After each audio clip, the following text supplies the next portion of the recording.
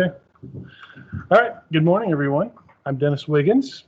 I'm not sure I feel qualified to be the grants guru, but I do have 30-some years of experience with grants. Been doing this a long time. So we're just happy to share with you what we know, which isn't everything. But we're just really thrilled with the response. I think we had 100 people sign up online and 25 people or so sign up for in the room. Not everybody has shown up yet, but that really shows that there's a need for or an interest in this topic. I'm just going to tell you, my part of this is thick and kind of boring, so we're going to take lots of breaks. And I understand that when for most of, I sort of nerd out on this stuff, but for most of you, it's like, oh, damn, I gotta write a grant. Can't you find somebody else to do it? I get that. And we're going to talk about some of the things that I think will make you more comfortable, will make it easier, and make it a little more accessible. So that's the plan for today. My guess is most of you feel like this about grants, right? They're helpful, but how do you get to it, right? And so the whole idea of this meeting is to bring those steps down to the ground to make it more accessible. So that's what we're trying to do today. We've noticed over the past several years sort of a grant writing fatigue, right? And I think we're seeing fewer really good quality applications come into our office. And I've talked to some of the other folks. There seems to be a consensus around that. We're seeing fewer successful applications to the U.S. Department of Justice from Iowa. And so we really feel like we're leaving a lot of money on the table. So we're going to talk today about grants that you might apply directly to the Department of Justice, and then grants that get passed through to state agencies, CJJP, the Attorney General's Office, GTSB, and ODCP. Just kind of keep that in mind. Sometimes, I might be a little unclear about whether I'm talking about our grants or CJJP's grants, but I'm going to try to really talk in generalities and not universalities, because there really aren't any of those in grant management. But we're going to talk about a lot of sort of best practices and just ways to help you access funding and be successful once you get the funding. But back to the grant fatigue. So, like I said, we're really concerned about the applications that come into our office. We sort of feel like if you're not writing good grant applications, then we probably didn't do our job in helping you understand the process, or we've made it too complicated. Right? And we don't want to do that. We want to make them accessible. We want to encourage you to write good grants. Also, I think a big part of this has been the pandemic. During the pandemic, there was so much money available, right? You didn't have to work hard for the most part if you were a state agency or a local agency. Nonprofits maybe still had to work pretty hard at this, but if you were a state agency or a local unit of government, there was a ton of, and in some places there still is a ton of that money left. They're trying to figure out how to spend it. And so when you had this easy access to funding, who's going to write a competitive grant? We didn't. We took a year off, because we had so much other money that we were able to spend.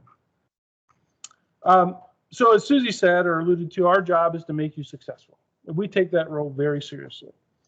I tell people all the time, call me.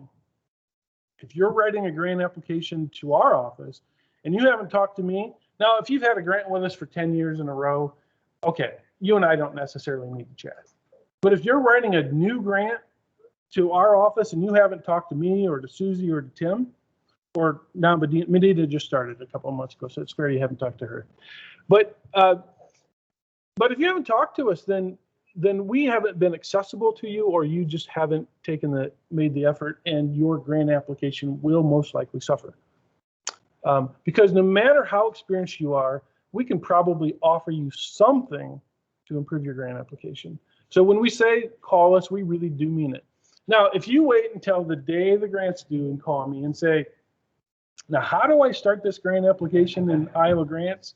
I'm probably not going to be real patient. I'll be as nice as I can be. But if you're the 10th person that called me that day, and it's 3 o'clock in the afternoon, it's kind of on you, right? So don't wait. I'm going to say that a whole bunch of times throughout the day. Don't wait until the last minute. Get started now. But please know that we and in our other state counterparts, CJJP, GTSB, the AG's office, continue to make efforts to make applying for and managing grants as simple as we can make them within the limits of the programs.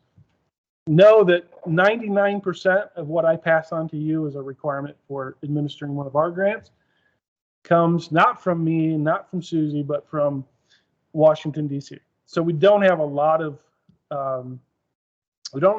discretion in some of those requirements.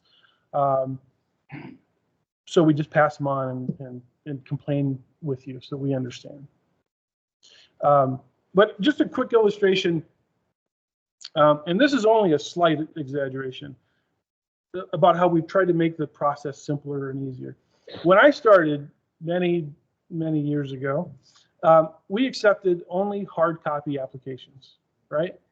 And they had to submit 5 copies. And when grantees brought them in, they would be this thick, and they'd have a stack of grant applications. And people didn't ask, they didn't ask, was my grant a high quality grant? They asked, did I put enough in there to get funded, right? So the idea was the more I put in there, the better my application. And over the years, and we just got sort of kidded that when they came in the door, we would weigh them, and that was how we, reviewed the grants. Over the years, we've really challenged ourselves to ask the question, what do I really need to know to determine if these are good quality grant applications? And I know the AG's office, I know GTSB and CJJP has done the same thing. So it's still an effort, but we're trying to make it as simple as we can, and we're not trying to ask you to do things that aren't really needed. And when we find those things, we just eliminated a whole section of our grant, this grant cycle, because our new director said, justify everything in that application as needed to determine who are the best applicants. Where are we going to get the best bang? If that question doesn't tell us what we need to know to identify the grants with the best bang for the buck, it's out. So we took a whole section out. I'm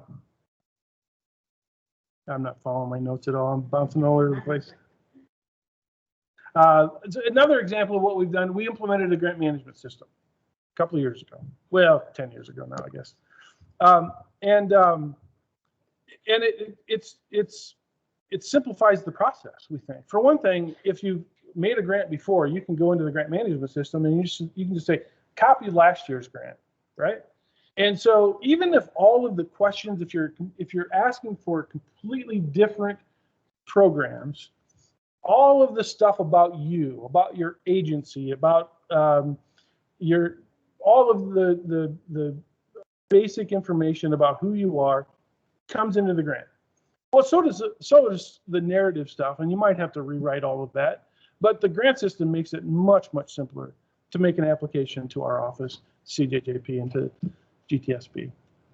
I don't know, Lori, if the AG's system, the AG uses a different system. Does yours do the same thing? You can copy from last year? Well, I don't know because it's brand new and it breaks a lot, so we try not to do anything that way. Gotcha. So the answer for those of you online is we're working on it. Is that fair? Yeah. So, but anyway, that's just an example of how, we're trying to make the process transparent. We're trying to make it easier to manage the grant, easier to access the funding. And I think that goes a long way to helping you with that. Also, a few years ago, we started asking for different information from new applicants versus continuation applicants. For new applicants, it's really all about identifying a problem, articulating a solution, and having a good plan, right? So as a new applicant, we ask a little bit more from you. If you're a continuation applicant, and for us, typically we give you up to 4 years, assuming you're doing a good job with your grant, we give you 4 years of funding, or up to 4 years of funding. And it's all about, what have you done for us lately? You know, impact. You said you were going to do X, Y, and Z in your first application. You defined the problem. You told us what you were going to do and how you were going to move the needle. So in your continuation applications, it's all about impact. What'd you do? And so we took the grant applicant. I'm a fisherman. Before, you remember it was this thick. No, I'm sorry, it's this thick. We took those applications for continuation projects, and we cut them basically in half. So we're asking about half of what you have to submit as a new applicant for continuation applicants. So, okay, you're probably tired of me patting myself on the back. So we'll move on from that. But that's what we should be doing. That's what we tried to do, and that's why we're doing this, is to make sure that we make this whole process transparent, understandable, and accessible.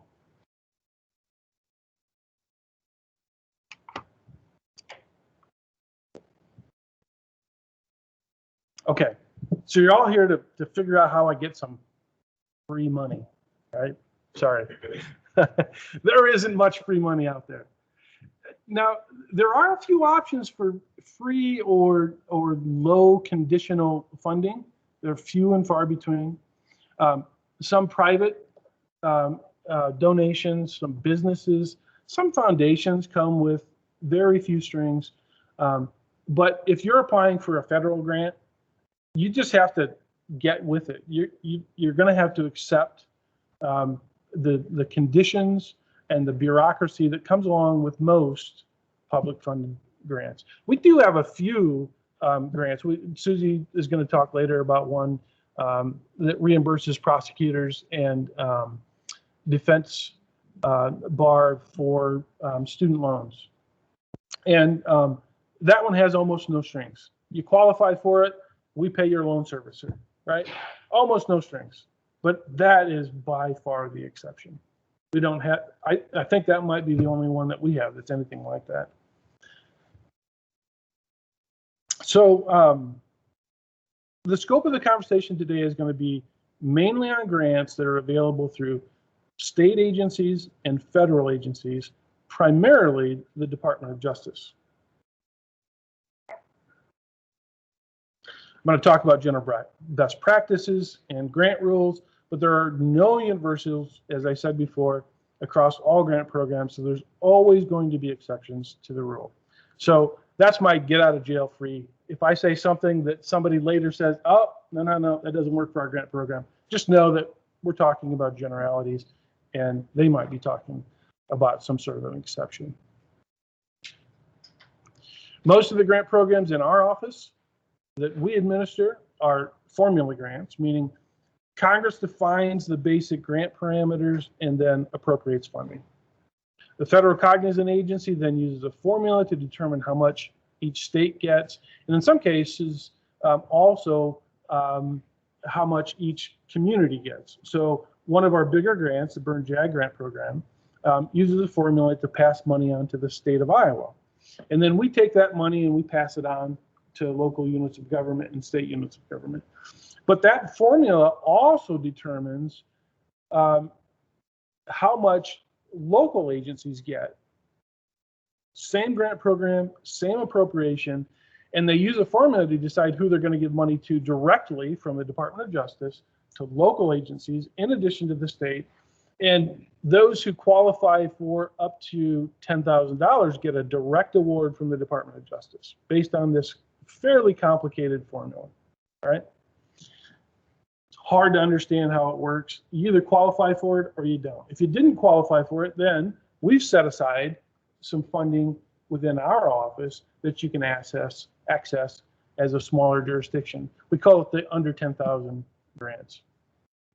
All right, we're going to get into that a little bit more, and Susie's going to talk more about that too. Grants are almost always conditional, meaning they have their own special specifications. They're, regarding who's eligible, regarding the grantee obligations. In other words, the things that you have to do to maintain the funding and to qualify for the funding.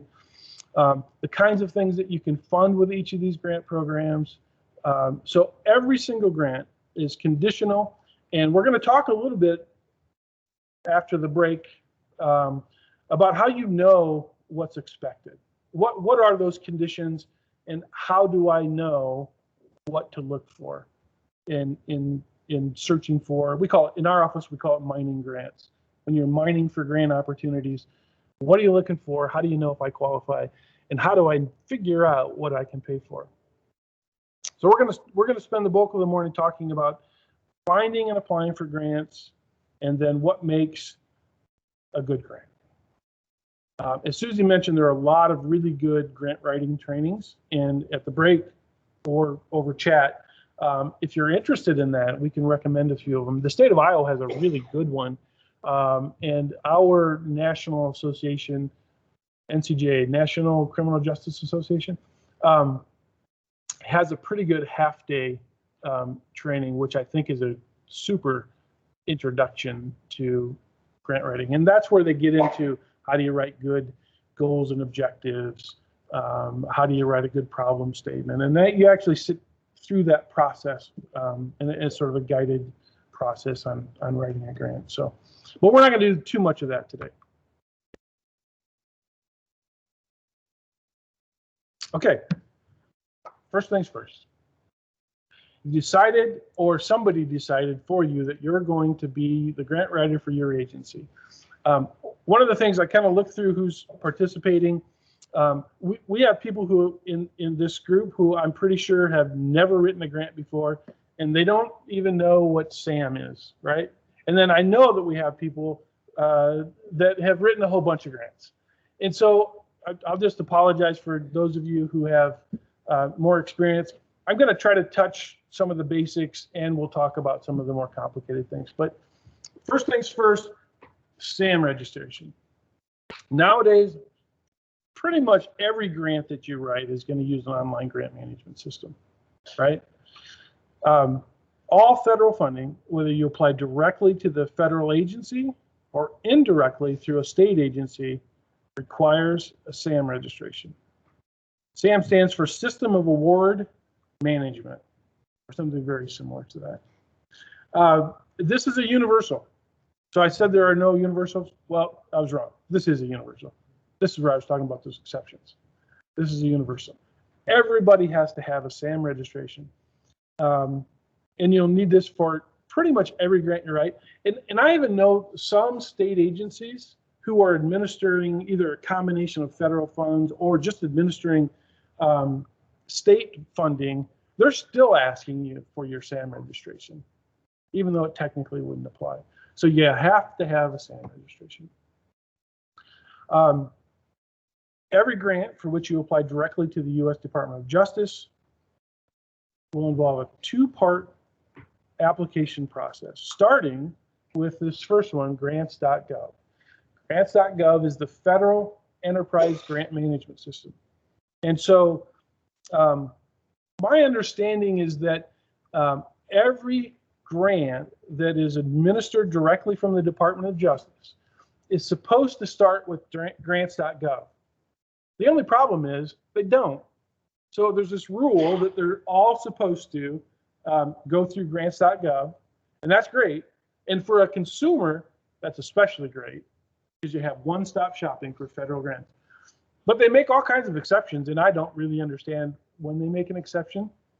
And we're going to talk about funding opportunities a little later, and this is how you know where you're starting and what parts you're going to include. But for every grant that you apply to the Department of Justice, which is going to be the bulk of what the folks in this training are going to do, you're going to start with grants.gov.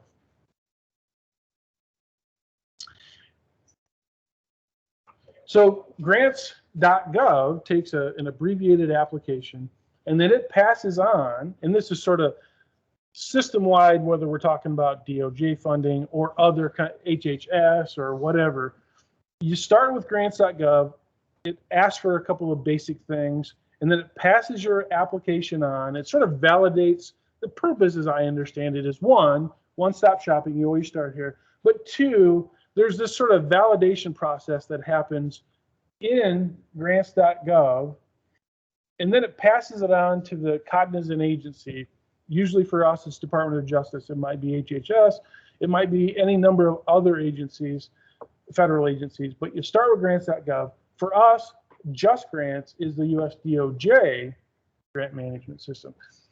If I'm using too many acronyms, put a comment and Medina will tell me to stop it or clarify them. So usually when I talk about DOJ, I'm always talking about the US Department of Justice. Okay. And so start with grants.gov, passes it on to Just Grants, and that's where you're going to submit the bulk of your application to the US Department of Justice. And finally, 3 of the 4 state agencies that you're going to hear from later today utilize the Iowa Grants Management System. Call it Iowa Grants. This is the state's enterprise grant management system. And it's really one of the things I really like about it for all of you. Whether you're applying to CJJP or to our office or to GTSB, we're going to ask different questions. We're going to ask for different information, but the process is very familiar no matter who you're applying to across all 3 of those agencies. So again, it sort of levels that, it brings those steps down a little closer to the ground for you because it's the same process for all of those grants. And you can feel really comfortable when you go in about knowing how to make the application. Okay. Just one quick comment about each of these systems. Each of the 3 grant management systems require a user ID and password, and so you have to register with each of them. Usually, they also have sort of I'm not sure what to call it, but an agency administrator who assigns roles within each of those grant systems. So you have to have sort of, we'll call it a power user, right, for each of these systems that accepts applications for user IDs and then manages those, gives rights and sort of limits who can do what in each of those systems. The Iowa grant system, that's pretty flat. We just sort of manage who can see each grant, and then you can see everything in the grant system for that grant. But for the other systems, it's a little bit more robust. And then SAM also requires that same level of, administrator and user with defined roles. We're going to take a look at each of those systems a little bit later. When I was sitting at my desk upstairs putting this presentation together, it worked really great. And when I tried it yesterday on this particular system, it was a little clunky. So we can get into them. We're going to go in and we're going to look around each of those systems and just give you a sort of a 10-cent tour so you kind of know what to expect if you haven't been in them and you haven't used them before.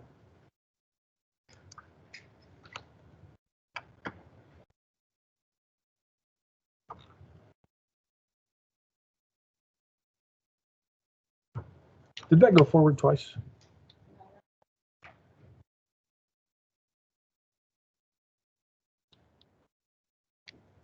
Okay.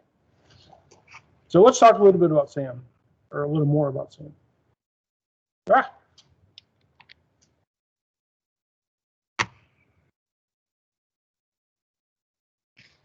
So I said it before, but it bears repeating. SAM registration is required for nearly every application you're going to apply for. SAM registration is managed at the agency level. So this isn't an individual SAM registration. This is at the agency level. Now, typically you have one SAM registration per agency, but occasionally you have more than one. And so you might have them by bureau. I'm just going to give you an opinion, and I don't know, what opinions are worth. So just take it for what it's worth. I don't know why you would have multiple SAM registrations within a department. So let's take a county, for example. Typically, you're going to have a SAM registration at the Board of Supervisors level, right? And then everybody in the department or everybody in the county who's making a grant application can use that SAM registration.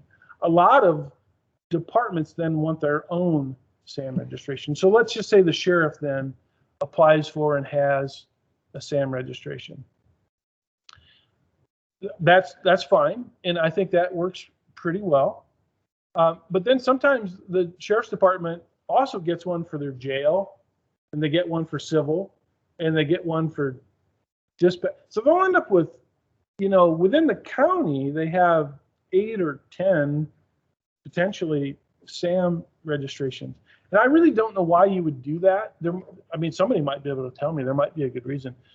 But I think as a general rule of thumb, if you haven't signed up for SAM for your agency, share it at the agency level. If not at the county level, there's just adds additional work.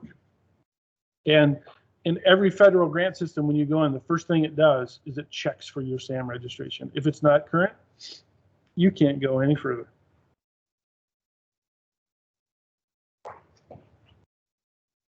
Now, your initial registration can take several days. It includes validations with the IRS and other sundry systems. If there are issues, I know people who have taken weeks to get their initial SAM registration submitted and accepted. If you're the one that has to do the SAM registration, especially for the initial one,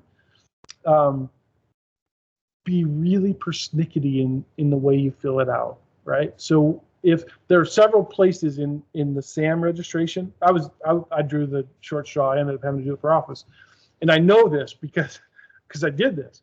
So there's several places where you enter address, right? If you don't enter address the same way in all of those fields, it's gonna potentially wreck. It's just not gonna work.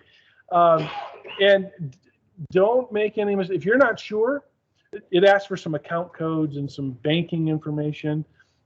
If you're banking with Wells Fargo and you have, and you put the local Wells Fargo bank, but your account is actually with a regional bank or some, I'm making this up, but it's going to bounce. So you need to, and it's so much easier to do it correctly the first time than it is to submit it and have to circle back and figure out what didn't work. So try not to be the person who has to register. Try to get that to be somebody else if you can manage that. SAM also requires an annual update, as I mentioned. If there's no changes, if you have it submitted and there's no changes to your SAM registration, easy peasy, 10 minutes, open it up, validate it, and on you go. On that is a question. Oh boy. If you can read it for the people online. Oh, that is a great question.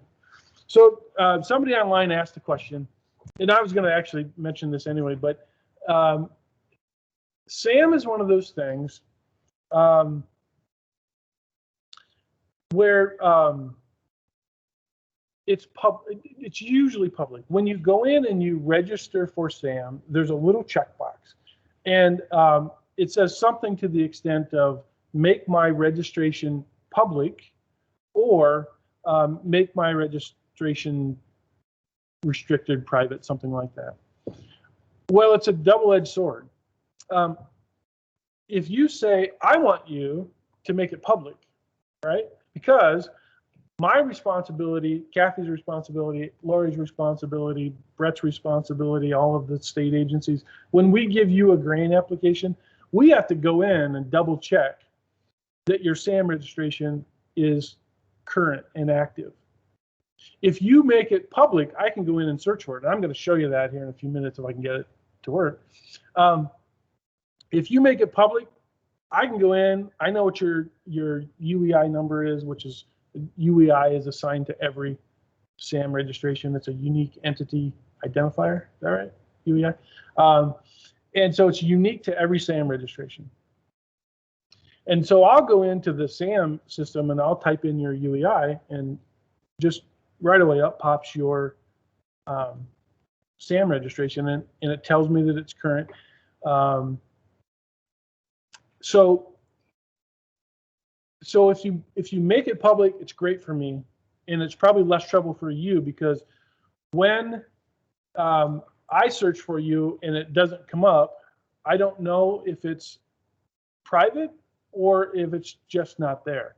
So then what I have to do is call you or send you an email and say, prove to me that you're registered in SAM, and then you have to go out to SAM and print it and, you know, send me documentation. So it's extra work. The downside is, if you make it public to me, you've made it public to everyone. Now, nothing in your SAM registration is what I would say restrictive. So there's nothing in there that you don't want somebody to see, but it does include your contact information. And there are these companies out there. This is what the question was. There are these companies out there that send you emails and try to convince you that you can't renew your SAM registration without their help. And they charge between $200 and $600. SAM registration, well, the update to your SAM registration is, I mean, a 15-minute project if nothing changed. Super easy. You do not need anybody to help you with this. And Is it free? it's free. Doesn't cost you a nickel. Yeah. Along what you just said, our chief deputy retired, gave me a pile of grant stuff, said, good luck. And he forwarded me an email, and it was this company, and when I called it, it was like a foreign person, and it said it was a couple $100. I didn't even know what SAM was at the time. Yeah. It sounded hinky, so I was like, have a good day. Yeah. So that's what you're talking about. Yep. So I don't know how good the mic is, so I'm just going to repeat what he said. One of the participants here in the room said he took over the grants, received some emails about, you know, needing to renew the SAM. He didn't even know what SAM was, and he did sort of the prudent thing. Called them. It sounded like it was kind of fishy, and so he just hung up on him. And that's what you need to do. You do not need anybody's help to register with SAM. You do not need anybody's help to especially update your SAM registration. So what they do is they go online. I don't know if they can download all the data or just how they get it, but they go online. They sort of do some kind of a web crawl. They look for registrations that are about to expire in the next month or so. They take your contact information and they send you these emails that make it seem like this is really hard and you can't do it without my help, and I'm willing to help you for $350 or whatever, you know, and you just don't need them. So ignore them. So that's the other side of the coin. I want you to make your registration public, but then you have to deal with these knuckleheads that are trying to get you to spend money and do things you don't need to do. Yeah, that's a great question.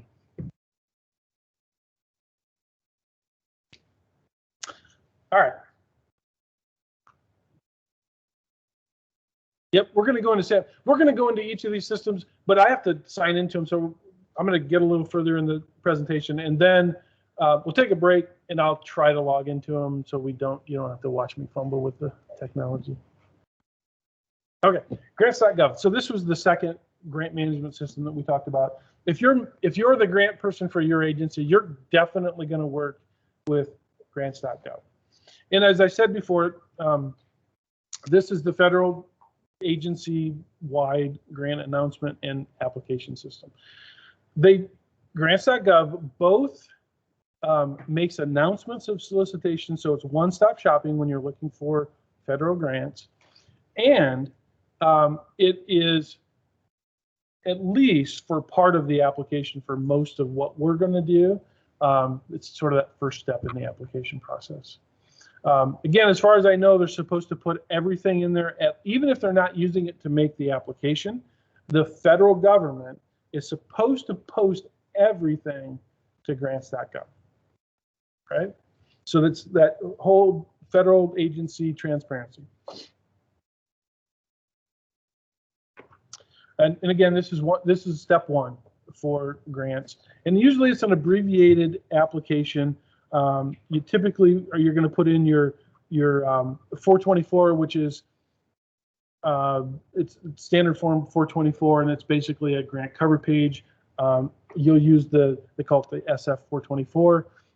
They use that across federal government or some very similar version of that form, and you're going to submit that typically in grants.gov along with a lobbying certification. And then depending on the solicitation, they'll define, and if I'm able to get into the system and show it to you, I'll show you exactly how they define and tell you in grants.gov which part of the application process you need to do within grants.gov. When the Department of Justice, U.S. Department of Justice, posts grant solicitations, you're going to see two due dates. The first one is for grants.gov, and the second one is going to be for Just Grants. Speaking of which, that's the next one we're going to talk about. So, Just Grants. This is the U.S. Department of Justice grant management system. Applications start with grants.gov and then they pass it on to Just Grants. If you're making an application to SAMHSA, same thing. You start with grants.gov and it passes it on to their system is called eCommons.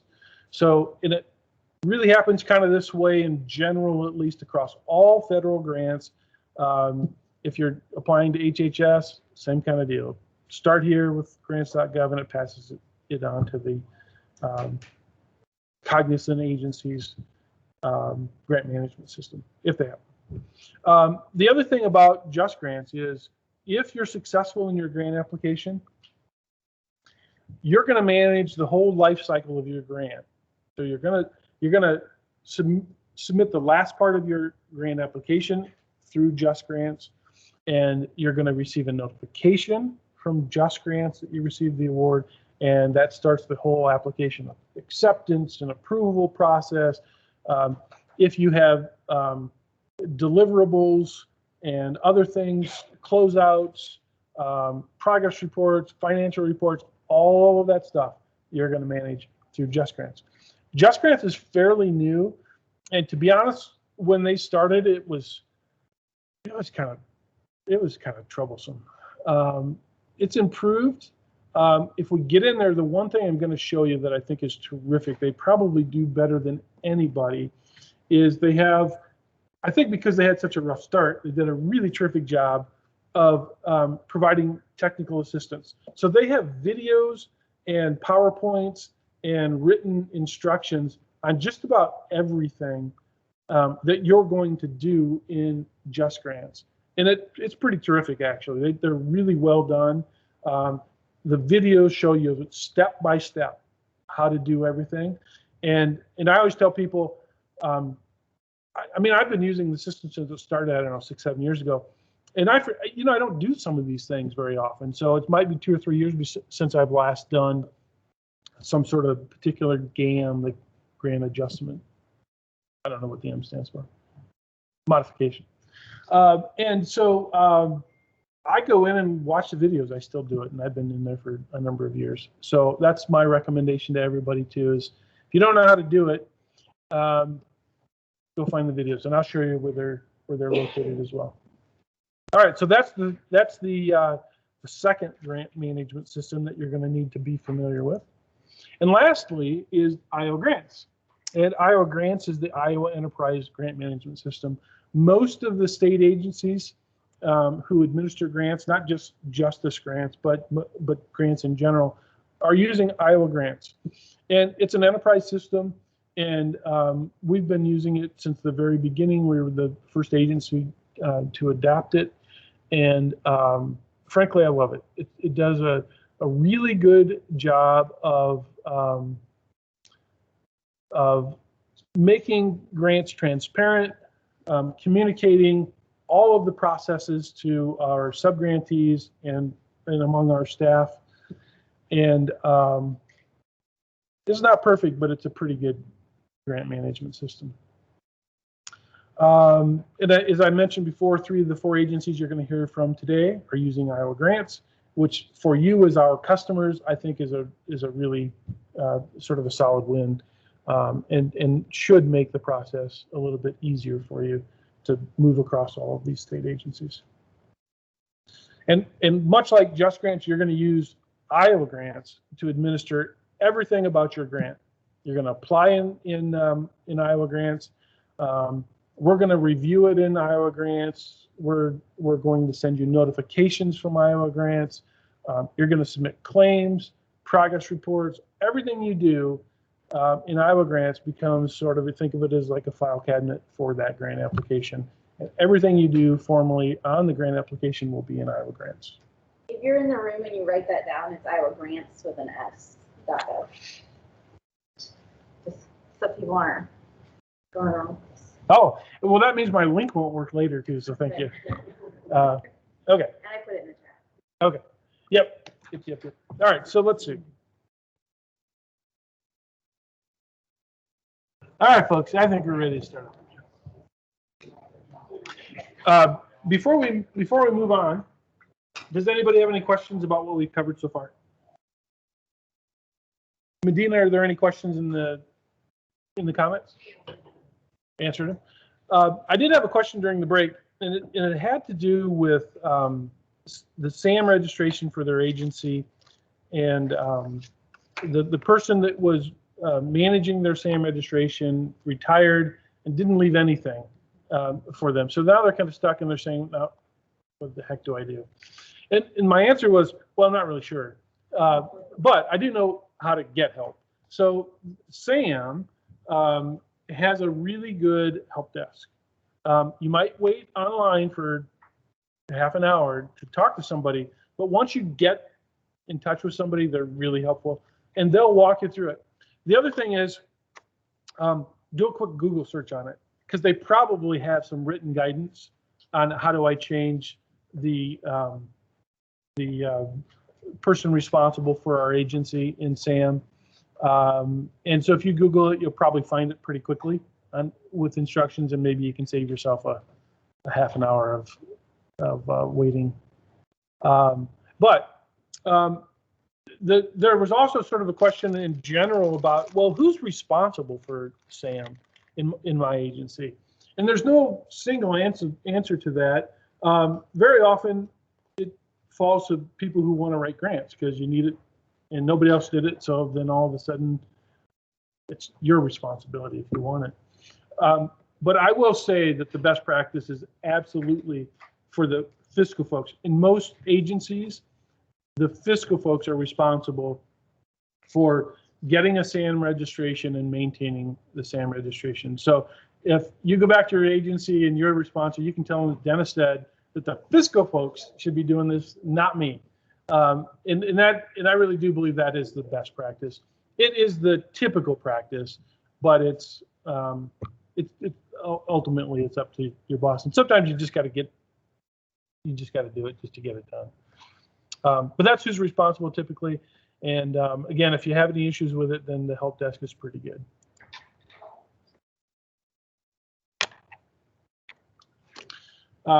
Before we go out to those websites, I wanted to cover a couple of more things. So I want to be really clear about the planning process, and I'm going to jump my slides a little bit. But I want to talk about how you decide what you're going to apply for. Generally, there's two kind of processes, right? We just released an RFP, request for proposals, for our Big Burn JAG program. And in that, we give you a list of all of these things you can do, right? And so some people look at this solicitation and they say, here's a laundry list of things I could do. Now I'm going to make a program and apply to that. Well, that's backwards. The way you really want to do it, and I think this is definitely a best practice, is you should know what you need. You should know what programs, what your deficiencies are, what you need help doing, and then you design the program, you decide what you want to do, Then you go out searching for a grant program that can support what it is you already know that you need, right? So assuming you're doing that, how do I find opportunities? How do I find sources of funding for things that I've decided, or my chief or my boss has decided we need to do? So there's going to be a little bit of repetition here. I've already talked about grants.gov. We're going to go in a few minutes. We're going to look at it. But every federal grant is posted to grants.gov. You can search for potential funding sources by topic. I think on grants.gov, but we'll look at that and make sure. I'm pretty sure in grants.gov, they only show in grants.gov when they're posted. So when they're taking grant applications. But I'm not 100% sure about that because I typically go out and look for them when I know they're there. But if I'm looking for, a new source of funding, I think that's only going to show me what's posted. SAM has kind of taken over, it has taken over the role of the catalog for CFDA, catalog for domestic assistance, whatever. The old CFDA number, SAM has taken that over. All of the federal grant programs, posted or not posted, are going to be listed in SAM, and the SAM system has a really robust way of searching for funding opportunities. So both of those systems sort of duplicate the search process and are pretty good sources. Now, the problem with it is kind of like going to Google, right? If I search for a new car, I'm going to get a ton of stuff, right? And that you're going to have that same issue. Now, grants.gov, it's going to be limited to those that are posted, so maybe a little bit narrower. But if you go to SAM and you type in elderly abuse, you're going to get pages and pages. So you're going to want to make sure that you really target your search in there. Or if you're just fishing, it's a good place to go fishing. DOJ solicitations. BJA has a website for their DOJ solicitations, and it's pretty good. It lists all of the grant solicitations that are open for the Department of Justice, and in addition to that, at the bottom of their website, I'm going to try to get into that one, but I didn't. We'll have to search for it because I didn't bring the specific address with me. It also links to closed solicitations. So if you're planning, and you should be planning now for something you're going to write maybe next year, if you're looking for funding for something that's 8 months out, 10 months out, 15 months out, the Department of Justice solicitations, they change every year, but generally they have a listing of their offerings that are pretty much the same year after year. Every year it'll be a little different, but for the most part, they have a bulletproof vest program. They have the Burn Jag and Skip and all of these other programs annually. You can go onto their website and you can look at what they offered last year and know that it's going to be pretty similar this year. No guarantee it's going to be exactly the same, but it's pretty informative. And when you're planning and looking for funding, if you're down the road a little bit and it's not open, you can still see and start to plan for what you might apply for. So that's the DOJ. And again, the DOJ, their website is going to list all of their open grants, their grant cycle, and Michelle Garcia is going to talk about this in about an hour. They start most of their grants about now. So NIJ within the Department of Justice, National Institute of Justice, they do all of the research kinds of things. They're already posting solicitation and accepting grants. BJA, the ones that Bureau of Justice Assistance, the one that administers most of the grant programs that we're going to be interested in, they'll start posting their grants probably in the next month, and they'll post their solicitations through September. So I always say it's kind of a spring time activity, but it really has started to bleed into really midsummer. So last year, I think I submitted my last grant application in July. So if you're thinking about applying directly to the Department of Justice, that's your time frame. Now through July. Most of them, though, are going to be April and May for the ones that we're going to be interested in.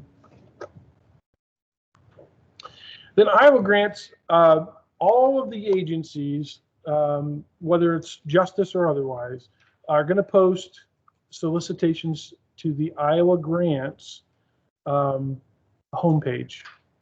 And it also is searchable. And it's, again, only going to show those grants that are open.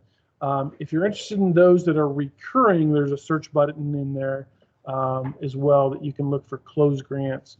And so if you're planning, again, for next year, very often I'll have somebody call me 3 days after, our grants closed, and they're looking for something, and it's, oh, your timing's terrible. But you can go in, and for next year, you can go in to the Iowa grant system, and you can look at our solicitation and know exactly what you need to do and what you need to start preparing for next year. And then the other thing is a lot of our associations, so the Sheriff and Deputies Association, the Iowa Police Officers Association, they have somebody in their association who has an interest in this, and they have a pretty good idea and some information that they can help share with you. They might have some old applications that they've submitted that they can share with you. So talk to your associations or your professional groups as well, because they typically are paying attention to when funding opportunities are available. And then, Susie said this, and I may have said it already, but I'm going to say it again. Get to know the people who are administering the grants.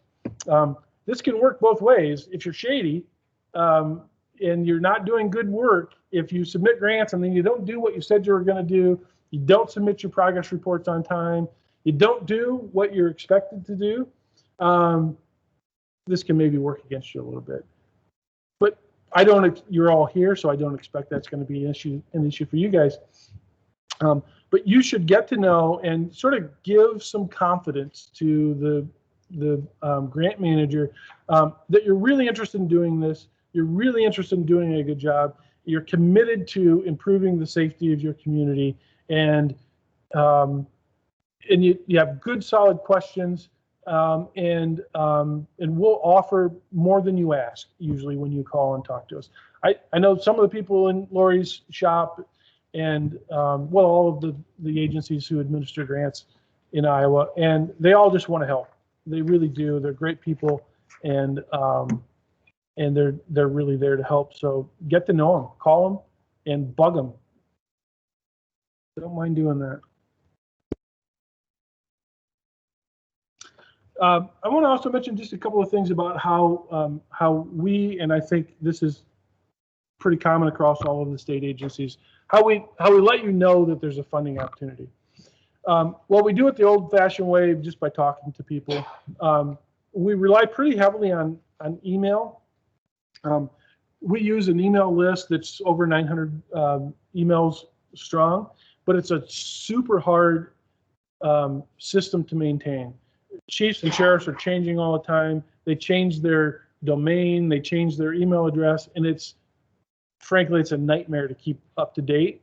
The other thing about this is for the most part, we're sending our email list out to chiefs and sheriffs, so agency heads and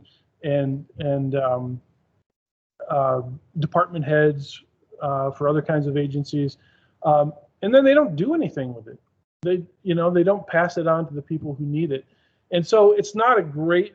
It's what we can do, but in addition to that, we have our own email list. So I have a listing of people who I know are interested in receiving notifications of RFPs, right?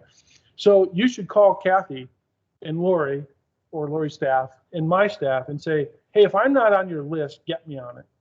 And then good luck getting off it if you ever want off it, because we don't do a very good job with So that's another way. And then we, we put it on our website. We do press releases.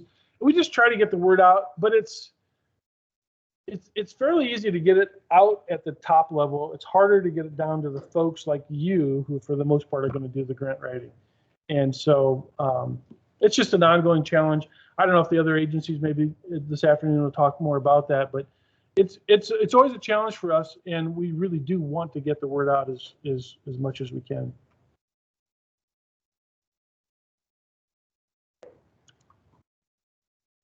So what are we looking for? I mentioned the RFP a couple of times. We call it an RFP, request for proposal. The Department of Justice typically calls it a solicitation, but they call it other things sometimes too. The Health and Human Services calls it a NOFA, Notice of Funding Availability. Some agencies call it simply a funding opportunity. And I've seen also grant announcement, so GA. So there are all kinds of different words. We're all talking about the same thing. It's a request for proposals. And then we know that at the state level, we almost all do grant application workshops when we release our RFP. That's sort of the kickoff. And so we always do, sometimes it's a conference call, sometimes it's a webinar. If it's a really simple application process, we might skip that and just send information out, application instructions. But typically we all do some kind of an application workshop. Oh, this thing's touchy.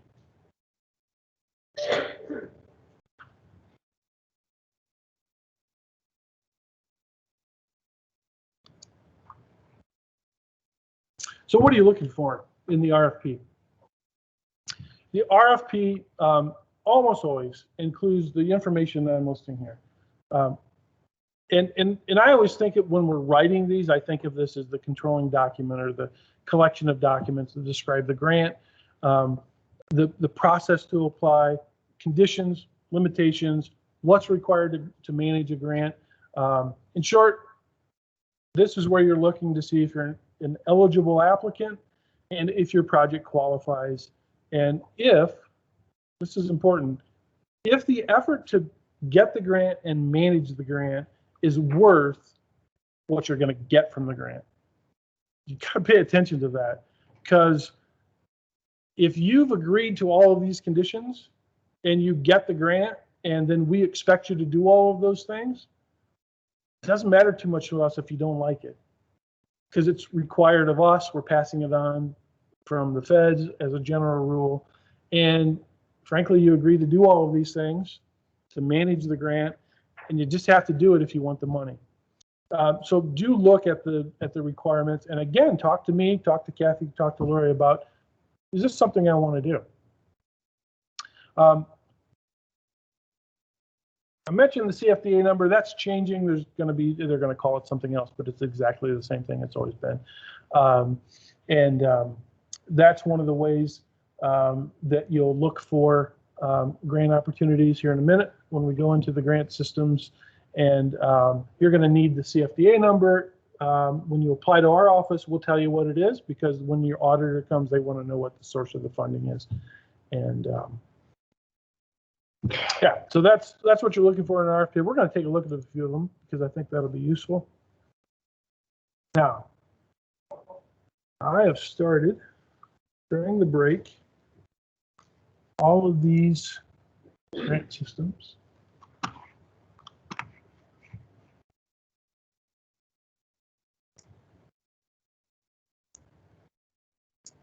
And I'm just going to go, because I'm afraid I'm going to get logged out of them. So I'm just going to spend 2 seconds here. They already kicked me out of this one.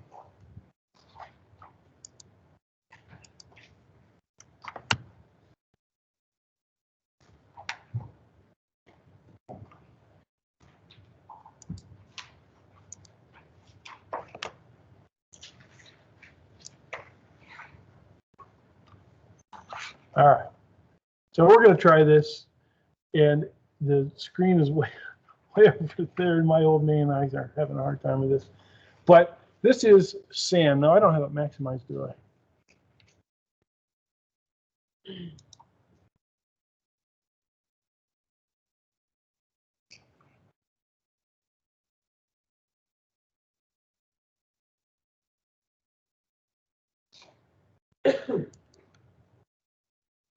This is the SAM system, which we've talked quite a bit about. And this is where you're going to go in and register, or you're going to update your registration. And this is where you can go in and look for entities that have registered in SAM, including your own.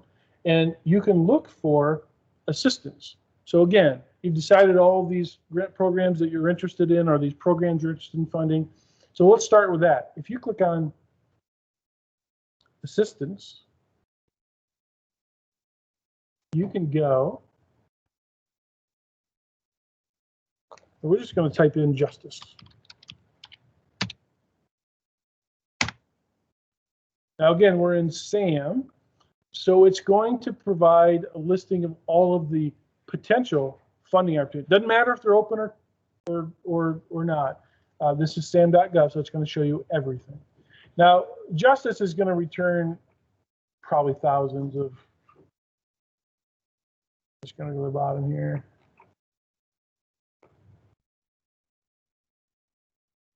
Not that many.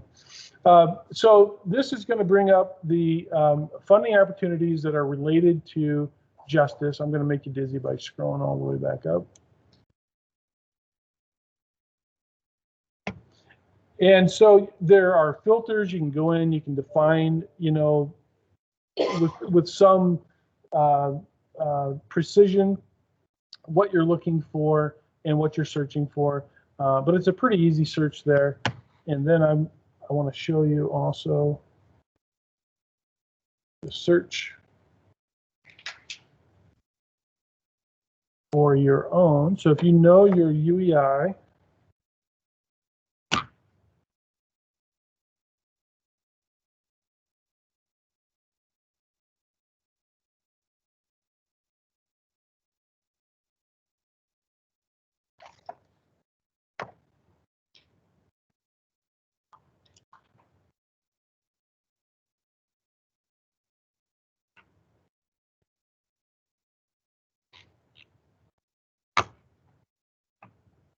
oh, it followed me, didn't it? Sorry. Technology is great.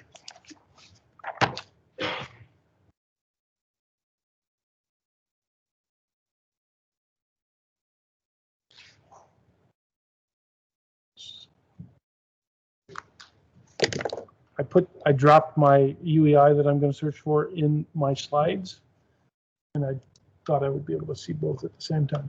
So if you go into SAM and you're looking, you know what your UEI number is.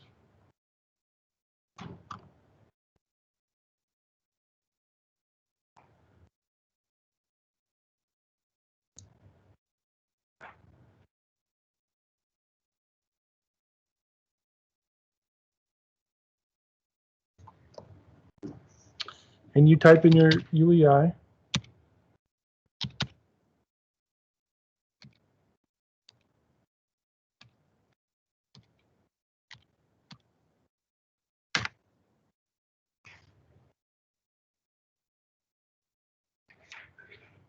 If you type in your UEI correctly,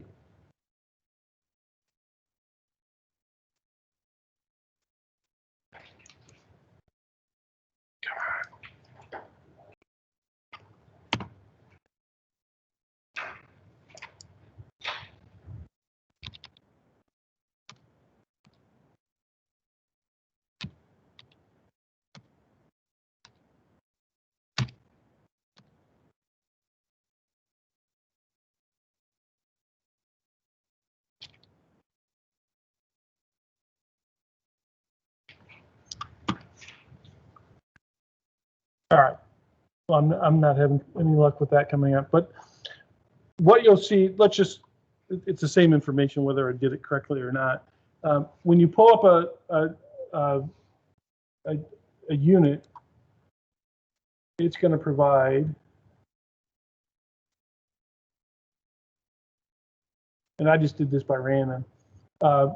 So this is one of the grant solicitations that you might be interested in. It's going to give you a quick overview of the program, And on average, not in all of them, they're going to provide a link. Yeah, it's going to take you right to grants.gov. Right?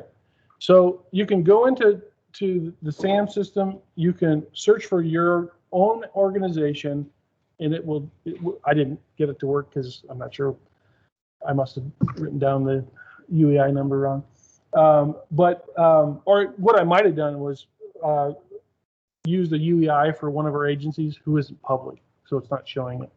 And that's why I think you should put your registration as public. We were in sam.gov and we searched by topic, and I just picked some random grant, and then it took me to grants.gov, where I can also do the same thing. And this, I really find that this is a little easier to find information, so I'm going to type in justice here. Except I didn't spell it right.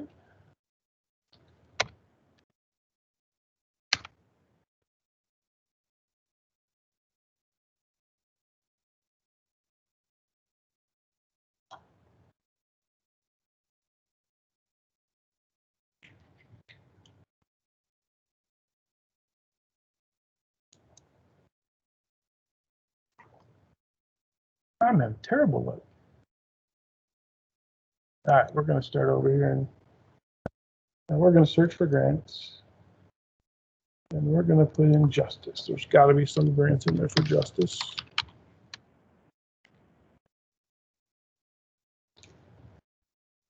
There we go.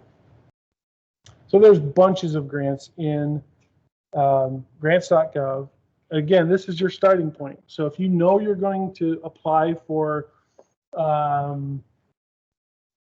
women's empowerment in journalism, right? If you know that's what you're going to apply for, you can go in, you can type that into the keyword, and it's going to be a little bit more restricted than all of this, and you're probably going to end up with 10 entries instead of whatever we have, 94 it looks like. And then when you click on, I'm not going to click on that, I want to find the justice one.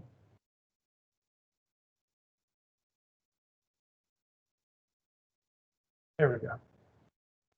So when you click on this solicitation to the Department of Justice, it's going to give you some summary information about it. And then it's also going to allow you to start your application. If I click on apply it, which I'm not going to do. And it will provide all of the information you need to know about posting date, due dates, and typically, if we click on the full announcement, it's going to link us back to the Department of Justice, and it's going to show the actual RFP. And the RFPs are the next thing that I wanted to show you. Now, the Department of Justice does a really good job across all of their grant programs of making their RFPs, so they sort of structure them all the same, they look very similar, and they include the same information in the same order, which makes it really easy to read. And this is where you're going to go in and figure out what it is that each of these programs, this is the detail, this is the controlling document for, they call it a solicitation, we call it an RFP, but this is the controlling document where you figure out what they're going to fund, how they're going to evaluate applications, what kinds of things you need to include in your application, what forms you need to fill out to complete your application, how you're going to submit it. You're going to start it with grants.gov and pass it on to Just Grants. And you'll see here, there's an application deadline in Just Grants, April 9, and there's an application deadline in Just Grants for April 11th, right at the top. And they're all going to be organized in the same or a very similar way. Then they're all going to tell you who's eligible. With the Department of Justice, sometimes they have very limited eligibility criteria. You have to be the SAA in order to apply for this grant. You have to be the Violence Against Women SAA, or you have to be a nonprofit. Government agencies can't apply, or you can be any combination of those things. And they tell you that right away in the application solicitation. This one's a little different. It requires a letter of intent. They're offering a pre-application workshop, just like state agencies do. BJA and Department of Justice didn't used to do that. We're finding more and more for almost every solicitation, especially their competitive grants. They're doing a application workshop. But just know that they're very often doing them in combination. So they might have a group of grants that they're releasing in either the same time or similar time frame. And they'll do some of those workshops together, and it just makes sense, saves a little time. So this one, they're offering a pre-application workshop, and then they give you some information about how you make the application, and then always in the back of this thing, there's lots of small print. Don't ignore the small print. They tell you what attachments you need to submit with your application, and they typically have an application checklist. I think this will take me right to it. Yeah. One of the things we don't do this, and I probably should take a lesson from the feds. They have, in almost all of their solicitations, they have an application checklist. So you know exactly what you need to do, and most of them also include a description of what you're submitting in grants.gov as well as Just Grants. So they tell you, submit this in one system, submit the rest of it in the other system. They give you the due dates for both. And this, I think, is really helpful. And then typically, and they didn't on this one, typically when they'll make these links. And so everything that they're asking for or requiring in their RFP, they've talked about somewhere in the body of the RFP. And so very oftentimes this will link up. So if I click on appendices, it will take me up to where they talk about appendices. And they didn't do it in this one, but they very often do, and that's really handy. So that's an RFP from the Department of Justice. Again, they're very similar across the board, and they're going to pretty well tell you everything you need to know to decide if you're eligible and if they're funding the kinds of things that you're interested in funding. And then the Department of Justice very often will have special considerations. So if you're serving certain people, underserved, overserved, then you get special consideration, and what that kind of really means is you get some bonus points in the review process if you're meeting those requirements. A lot of times they'll have a grant program where they can do 10 things, but what they really want you to do is the first 3 things that they list. And so they'll offer special consideration for the first. They'll still consider all 10 things. Frankly, if you're going to spend that much time writing a grant, if you're not writing for the 3 things that they're prioritizing, I would maybe think twice about that. But you can still make the application and give it a go. But they tell you exactly what that is. They don't tell you necessarily how they're going to how that process works. In other words, how many extra points you get, or how they're going to give preferential treatment to those grants. But they always tell you that they're at least tell you that they're going to do that.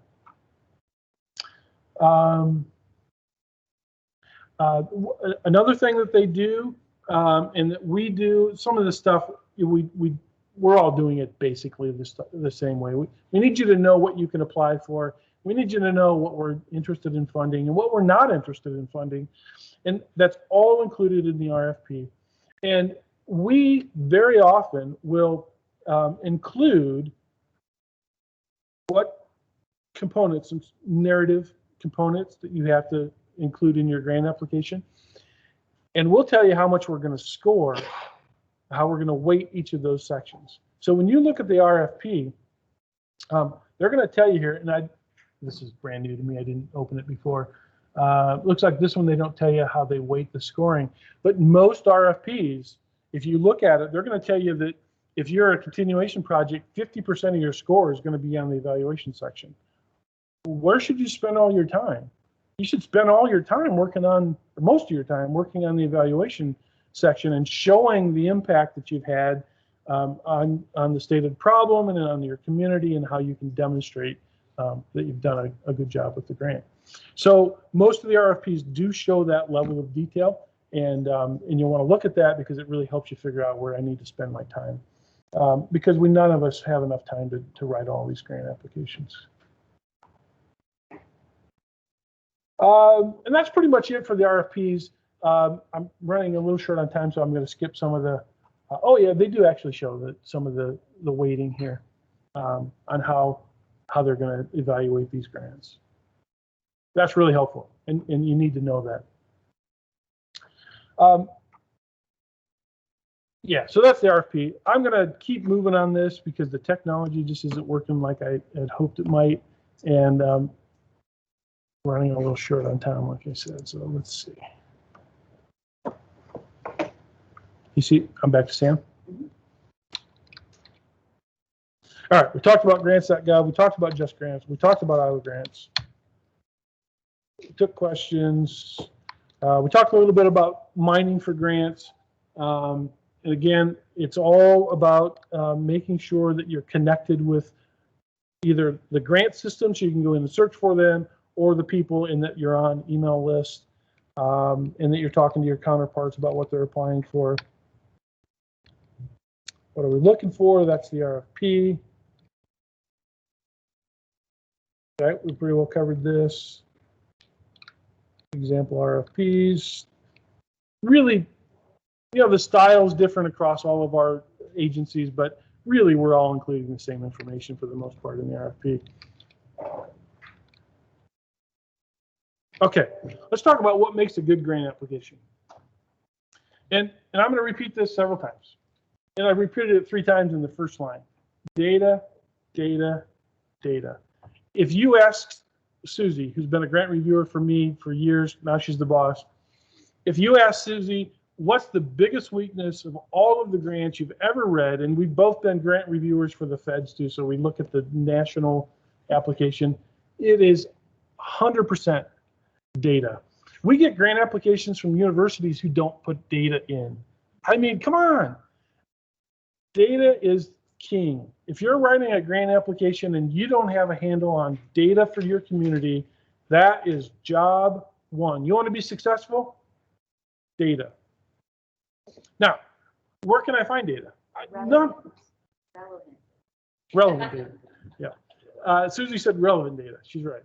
So where do I find data? I expect that nobody except maybe Kathy is an expert in data and knows data all that well. First thing I would do if I were you is I would again start with my grant administrator. If you have a grant administrator who's offering grants for whatever topic or subject matter, they ought to know where the data is, and they ought to know what they expect you to submit in the application for data. So talk to them. We can't put everything in the RFP, right? So that's one of those things where I think you just really talk. And if you can't figure out what data is available, call and we'll talk to you about what we know, and we'll point you in the right direction.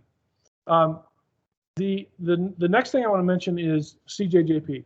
CJJP is the Statistical Analysis Center for the state of Iowa, and they manage what they call the Criminal Justice Data Warehouse.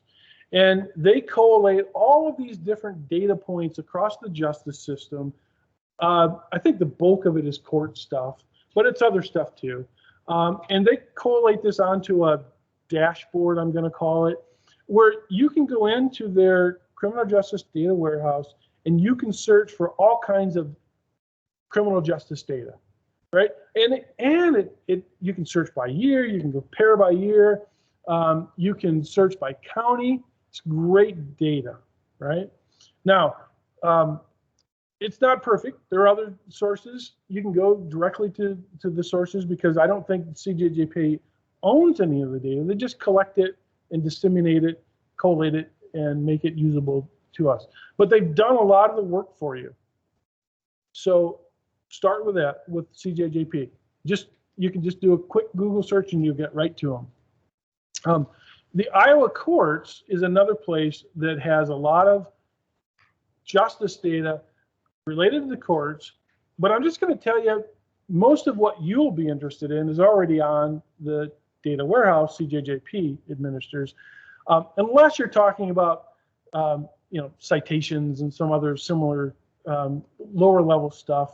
Then you might want to go directly to Iowa courts. So if you're talking about doing like a vape thing that's directed to kids, and CJJP is not keeping track of people that are getting charged with underage vaping or underage drinking and those sorts of things as a general rule. So it's going to be serious misdemeanors and above on CJJPs. If you're looking for lower level stuff, you got to go to the courts. Go ahead. We do have the ability to access much more data that is outward facing on that dashboard. But you would have to make a specific request to our office, and we can't necessarily guarantee time on that. So if you make the request and you need it tomorrow, you might not get it. So what Kathy's telling us is that they have an outward facing website, the warehouse, but they have access to a whole bunch of other data that isn't necessarily on that. And if you need that, you can talk to Kathy's shop. And they might be able to get it to you. They won't guarantee how timely they can get it to you, but they can definitely get you additional data. And they can focus on your county, or is it just county level? Mostly. Get even lower than that. It's just the more specific, the longer it takes, I guess. Yeah. And then HHS has a website, used to be Public Health. They merged with Health and Human Services. They maintain a lot of data related to substance abuse. So if you're working on a grant application that touches substance abuse, all kinds of really good data available at HHS. And again, they've done a lot of the work for you. They've annualized it. A lot of it's available by county. They also, like CJJP, don't put everything on their website. And so if there's something there you're looking for, reach out to them and asking them if they can get it to you, maybe by your community. Maybe they have stuff that's just out there annualized by the state, and you want it for your county. Ask them. They might have it. Might be really easy for them. Worst thing they'll do is tell you don't have it, can't share it. The next one is DPS. So crime reporting data is managed by DPS. They very recently redid their website for incident-based reporting, and it's fantastic now. 2 years ago, I would have told you it's terrible. They went from terrible to fantastic in like overnight.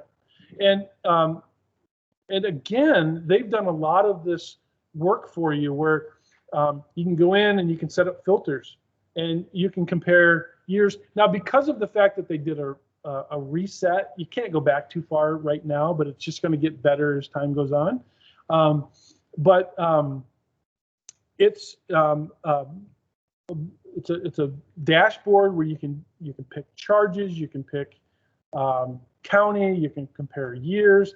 It's really, really good. And they also do groupings for you, so you don't have to figure out what a Part 1 crime is or a Part A crime. They've already done that. They'll tell you what they are, and you just sort of go in there.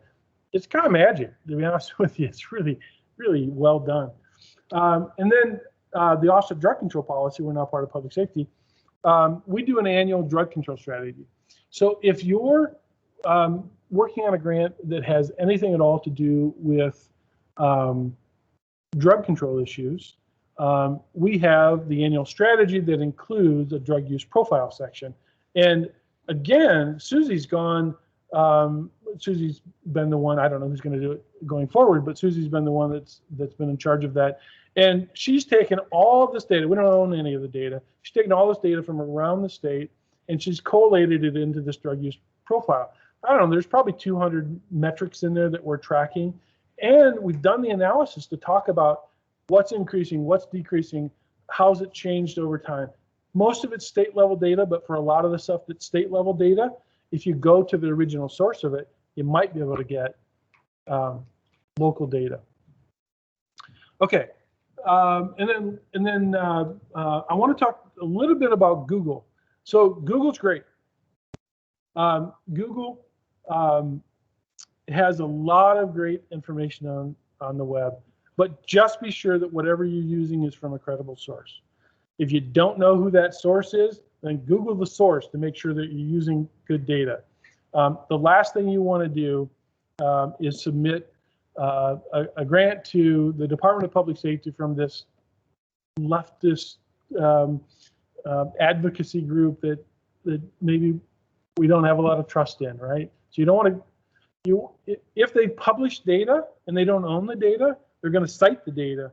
Go to the original source, and you might use the same data, but you cite it from the original source. One of the things that I've found, so very recently, I wrote a grant application for violent crime and gun crimes. And I hadn't really written any grants with that topic in the past. And so I went out to Google and I did a search. And I found that there was an advocacy organization who had, for every single state, done a white paper on gun violence in the state. When I went to Google, I didn't know what information I was going to find that would help me describe the nature and extent of the problem in Iowa. So I didn't really even know what data I was looking for. I had an idea, and I knew I could search some of these state websites that we already talked about. But somebody, an advocacy group, a gun advocacy group, gun control advocacy group, had done this research for every single state. They had data, they cited the data, and they did a brief analysis of what it means, what the data means and what the data shows across all of the suicide and violent crimes committed and weapons charges. They did all of this. They did all my work. And so that's why they do it. I used to. I went in. Now, I did cite it back to the original source because I wanted to just be sure that whatever I was saying, I had some confidence in. But they did a really good job. And again, they did a lot of the work for me. So you're going to find that across a lot of these grants. If there's an advocacy group and they've done some reporting, just take advantage of it. And when I say advocacy group, I also mean us. We're sort of an advocacy group for drug control issues, right? And Susie's been doing the report for, I don't know, 10 years now. And I did it for probably 10 years before that. So we've got all of this data in place, and we've done all the analysis, collected the data, and it's there for you. Just be sure that when you cite it, we don't expect, and Department of Justice as a rule doesn't expect a formal citation. If you refer to something that we said in the drug control strategy, you can just say, as reported by the Office of Drug Control Policy, opioid deaths have gone down 5%, or whatever the case is. You don't need to do a formal citation in there. It looks great if you know how to do it and you do it, but you don't have to do that. We don't need that level of citation.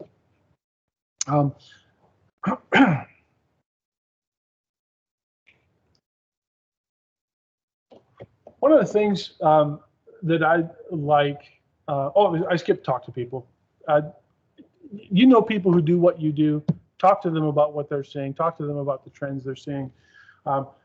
Make sure you just have an open dialogue with folks about what they're applying for, what they're getting. That really helps you kind of couches, what to expect in grants that you might write and grants you might be successful in.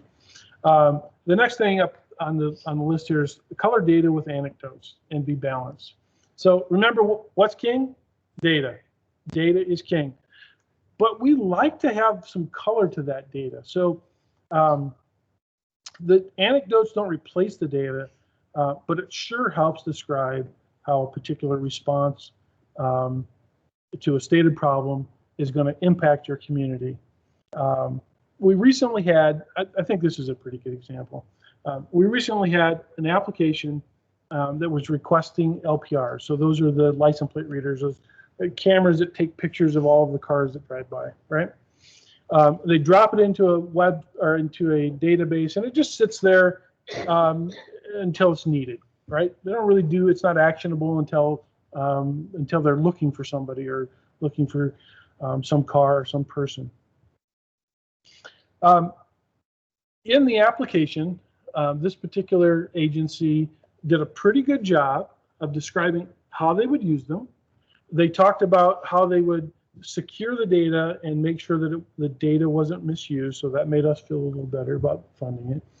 They talked about the types and the annual number of cases it would affect, and that's all great, and that's the data, right?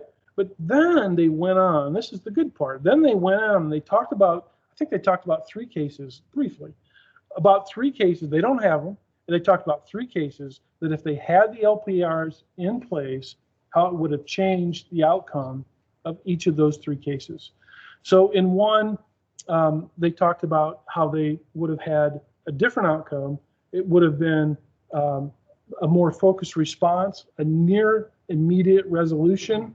Would have said they knew how much overtime they spent looking for this knucklehead, right? And how much straight time they had spent, and then it ended up in a high-speed chase. And they also made the argument that, hey, if we had these LPRs and we were looking for this guy, we know he was here, we know he was here, and then he was here, right? We know where he was going generally, and we can have a different kind of response so that it doesn't end up in a high-speed chase, putting innocent people at risk of being harmed, right? So they did a good job describing with data, and then they really hammered it home with a couple of good anecdotal examples of how they would use the equipment. So again, the data was the king, but that really helped make it compelling and convincing. Another good place for anecdotes is in the evaluation section and letters of support. And one of the things that I want to mention is, you know, we very often limit how much space you have to include in your narrative.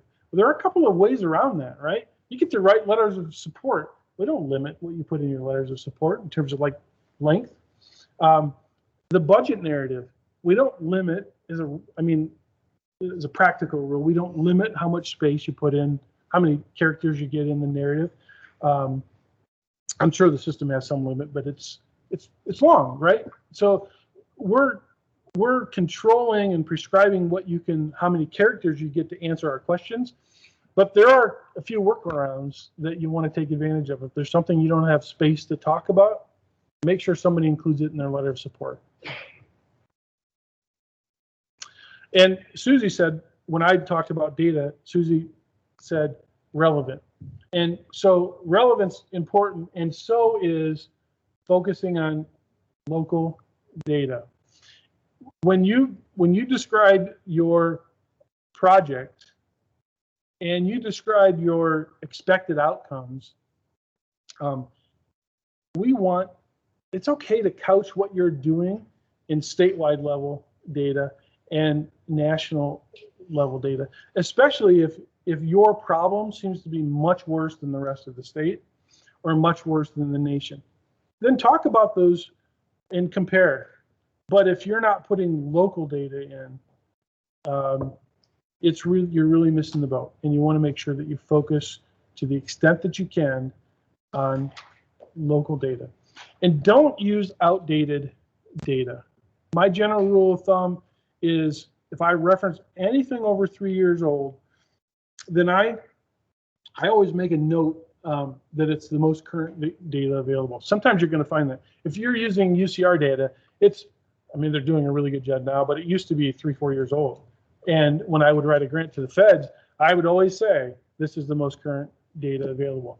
And if it's that old and there isn't more current available and you don't expect it to be updated, then I wonder if you should use it. So 3-4 years is kind of the shelf life in my estimation for data that you're using in an application.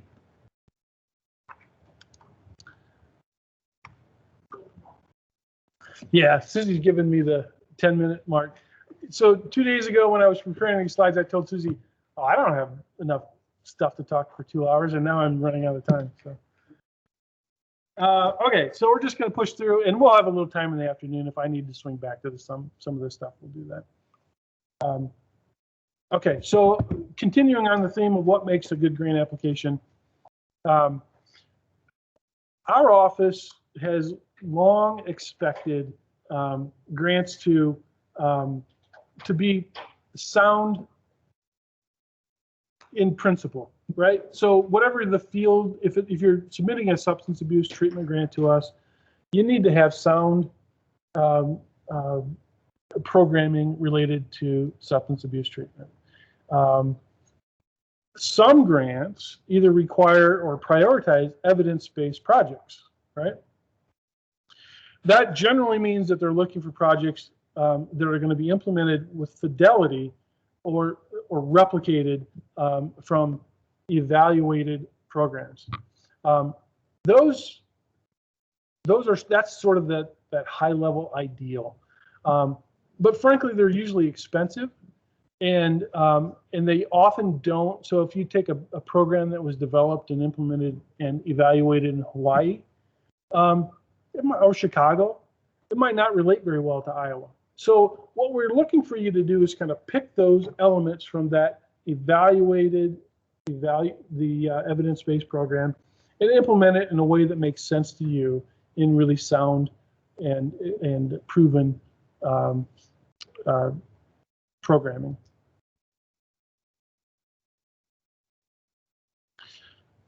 Since I talked about evidence-based programming, I want to talk a little bit about demonstration grants. So I'm talking about, we love to see evidence-based programs. We love to see really sound programs, but we also like to see demonstration projects. You have a brand new idea. Well, there's no better way to get that off the ground than with a grant. But again, your brand new idea needs to be based on sound principles, and you need to be able to sort of connect that to your application, those sound principles. We'd love to see pilots and new ideas. And obviously, if they're new, they haven't been evaluated, so they're not evidence-based. But for our grants, at least, we do like to see folks trying something new. So one of my mantras is, define in a good grant application, always defines a very specific problem and proposes a very specific solution that is measurable, so that the problem is measurable, your response is well defined, and then you're going to be able to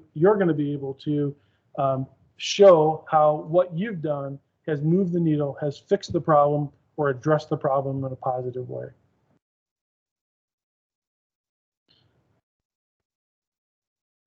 And the next one's kind of related to that. So, in our grant applications, we're looking for cohesive, compelling applications. We're looking for you to spider web. Our grant applications are standard, almost standard to everybody else's, right? We always ask for a problem statement. We always ask for project administration and other sort of how you're going to implement the program, who's going to be involved in it, how you're going to evaluate the success.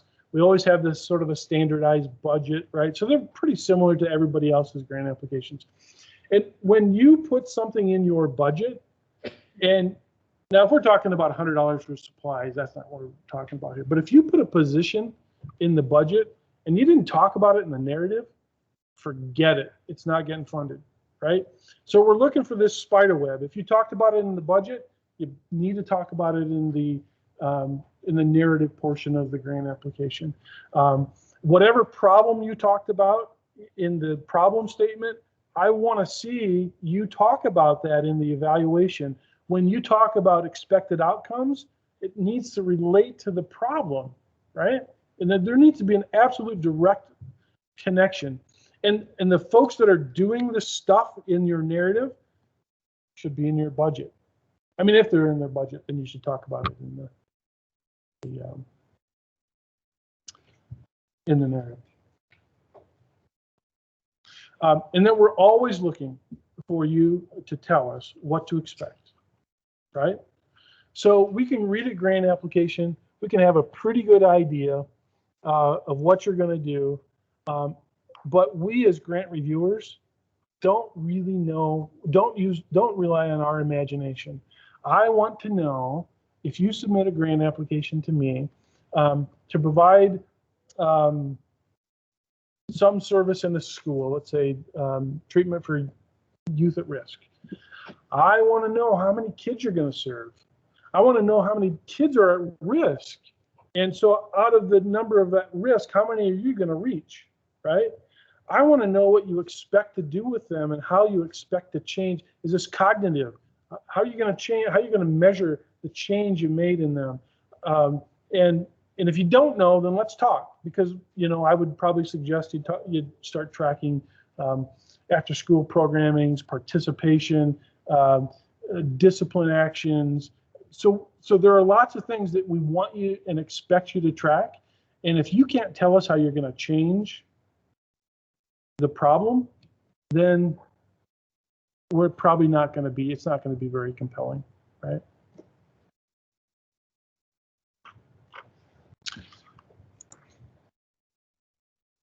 I'm running out of time real quick here. Continuing the theme on writing good grants. So I'm talking a lot about, you know, what to include in grants and how to write grants. But you really don't have to be a professional grant writer. Do spell check, do grammar check.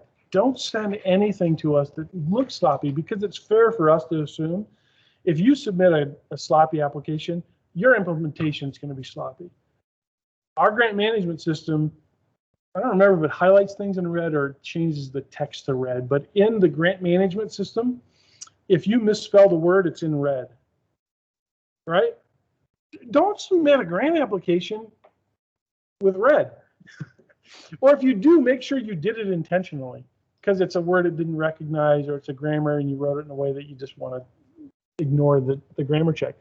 But it's not hard to do, because the grant system's checking it for you. So we get a ton of grant applications that have misspellings and just really terrible grammar, and it doesn't give a good impression.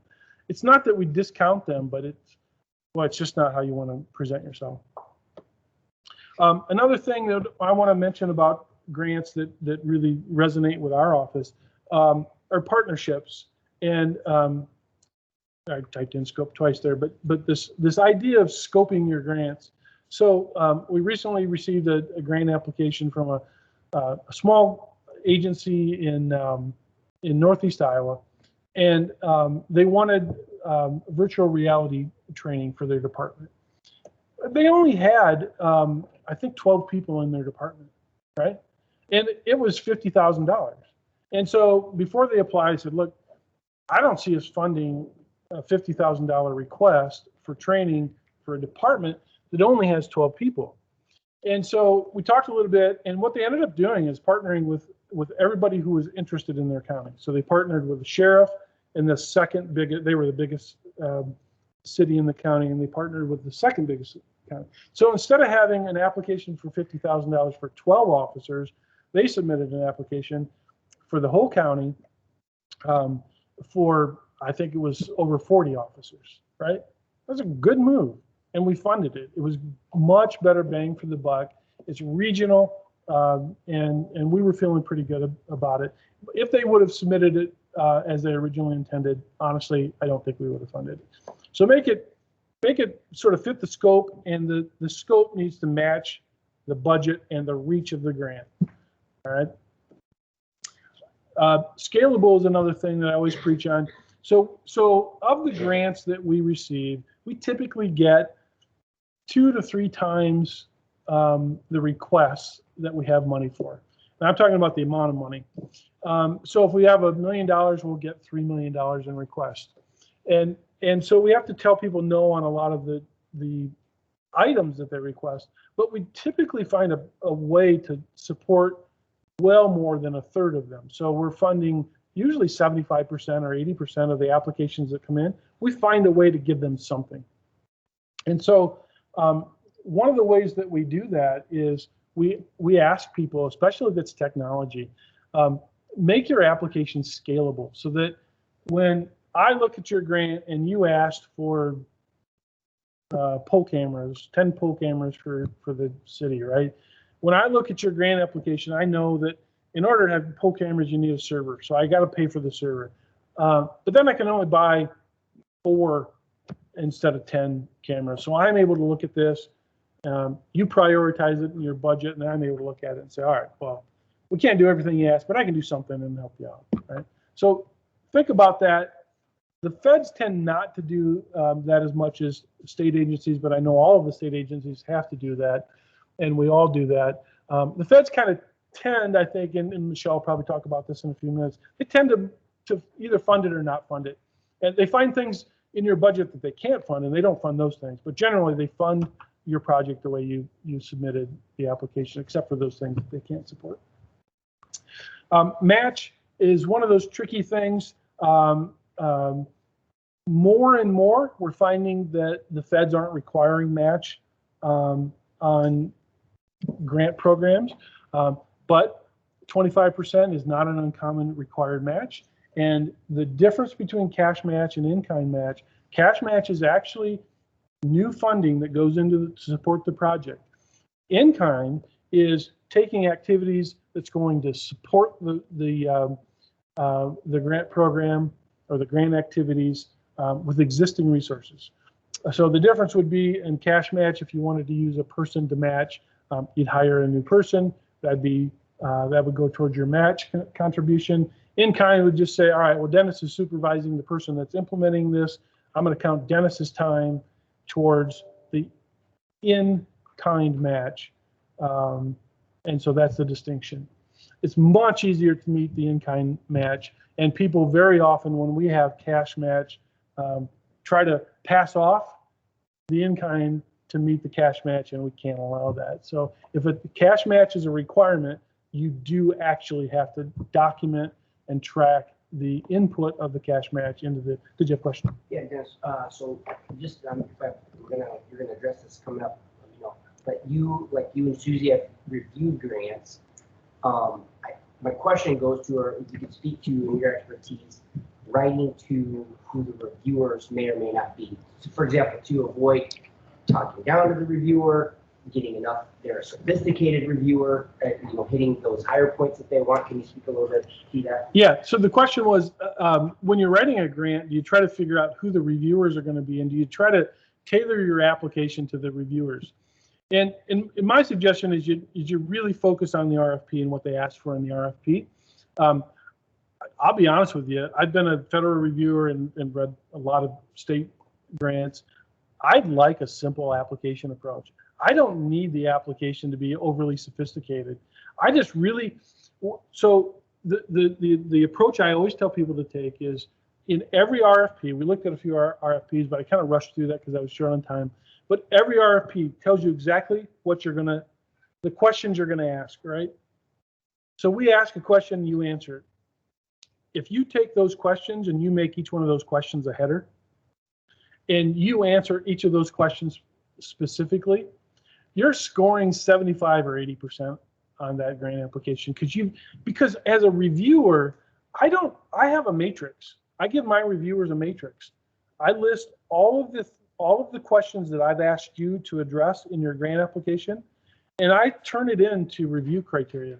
So if we said, describe the nature of the problem, I take that exact wording and I make it a review criteria, and I give them, you can score this between 1 and 15 points, right? So we don't give, and really the feds don't either. We don't give people a lot of leeway on how they're evaluating your grant application. We give them really defined, prescribed ways that they review your grant. So I wouldn't worry too much about who the reviewers are going to be. That would be different if you were doing educational grants and, higher education, that sort of thing. You're writing for research grants. That's a whole different ball of wax, but that's not really what we're talking about here. So I really prefer grants that really kind of keep it simple and are very direct and directly answer all of the questions that are posed to them. Yep. The next thing on here is letters of commitment. And usually that's called letters of support. And I changed it and underlined it to commitment. So when you have somebody write a letter of support for you, their letter of support should talk about how they're going to relate to this grant. What are they going to bring to the table? What are they going to benefit from? How are they going to benefit from? And don't just tell them what to say. Sometimes we get, so new applications, you can have, for us, for most of our grants, you can have 3 letters of support. Clearly, they've sent out a letter and somebody put it on their letterhead and then they all say the same thing. I mean, don't bother, right? I want to see, we read them. I want to see that there's commitment in your community for you to do whatever it is you're asking for.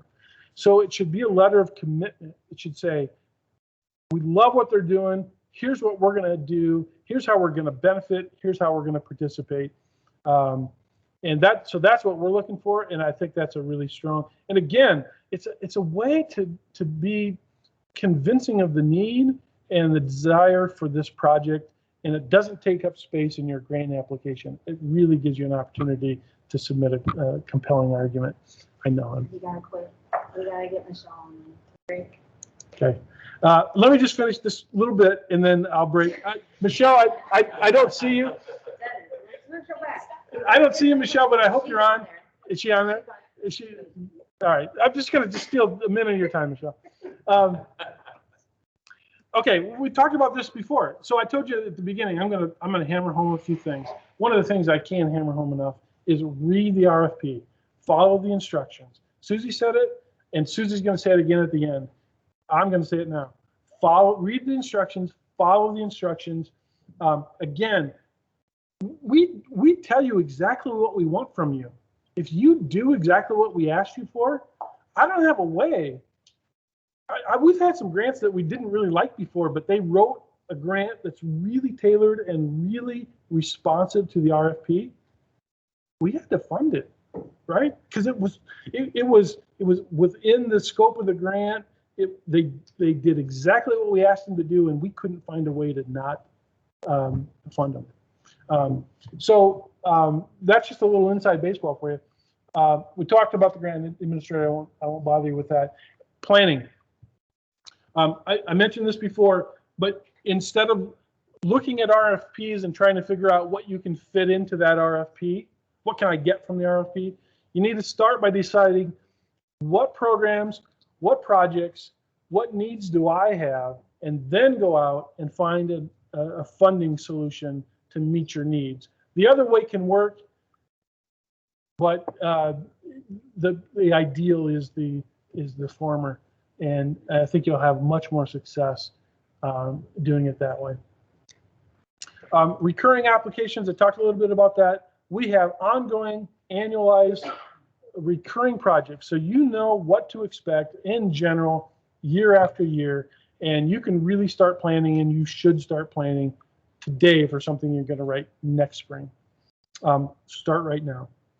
I already talked about letters of commitment. Success rate. I want to leave you with this. My son I'm starting to think he was a full-time career student. He's been in college since he's 27. He just graduated and got his first job. He was telling me about this grant writer at the University of Illinois, where he was getting his master's degree, who had a 94% success rate in writing grants. And how impressed he was with her, because she was sort of pitching herself as this great grant writer. I told him, BS. If I've been doing this a long time, I'm decent at it, and I'm probably at 60 or 65%. You are not going to get every grant you apply for, nor should you, right? So what to expect is to write a few grants, learn the process, and know that you're not going to get every one of them. And one of the things that we're doing to ourselves by doing this kind of thing is we're probably making our jobs harder, because you're going to submit better grant applications and more grant applications, and we're going to have to tell more people no. But anyway, success rate, hey, if you get half of them, you're doing pretty well. Unless it's a recurring, you already got it and that sort of thing. But so I may have to look at my notes. I bounced all over the place. I hope I didn't lose you. But I'll look at my notes, and I might come back after lunch, after Susie's done and releases this from the scheduled program. I think we're going to take. Oh yeah, I got to talk about this too. Yeah, no, we gotta stop. We gotta take 5. We'll circle back to this after everybody else has a chance to talk. But you do need to know this good stuff. I told you I kind of knew. I told you I nerd out about this stuff. Susie's pushing me off. We gotta take 5. We're gonna take 5. And Michelle, my apologies for going over, but You gotta stop. There's how many more slides? Oh, you have 4 more slides. You gotta stop. We don't have. We'll come back. We'll come You got to back. know this stuff. We'll come back. It's very important. All right, Michelle, we're gonna let you share your screen. We're gonna take 5, everybody, while we get Michelle going.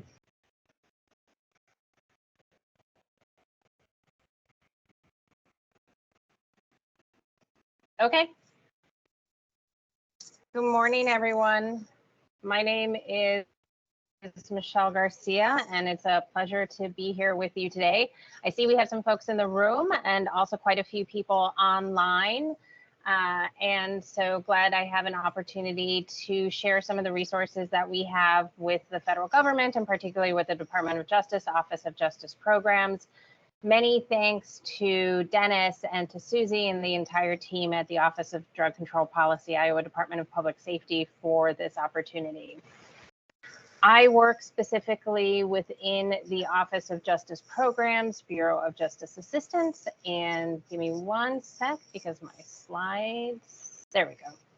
I serve as the Deputy Director for Programs within BJA. We are the arm of the Bureau of Justice Assistance that is really responsible for the day-to-day management of all of our grants. In any given year, we have over 7,000 grants that are open and active, typically totaling over $6 billion.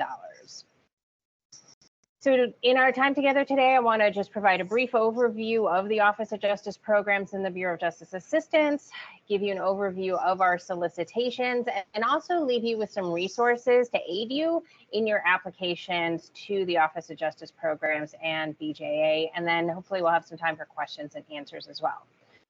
But before we jump in, I just want to get a little bit of a sense of your experience. So for folks who are in the room, if you could raise your actual hands. For folks who are online, if you could raise your virtual hands. So at the top of your screen, you should see a little raise hand icon. Just have 3 quick questions for you. First is, have you ever applied for federal funding? If you have, please go ahead and raise your hand. Okay, so it looks like a few people have. All right, great. Go ahead and put your hands down. Have you ever received and managed federal funding? So as Dennis was saying, it's one thing to apply, it's another thing to get it. Have you actually received federal funding? Okay, so it looks like some folks have. And then specifically, have you ever applied for or received Office of Justice Programs funding? Okay, looks like a few people have.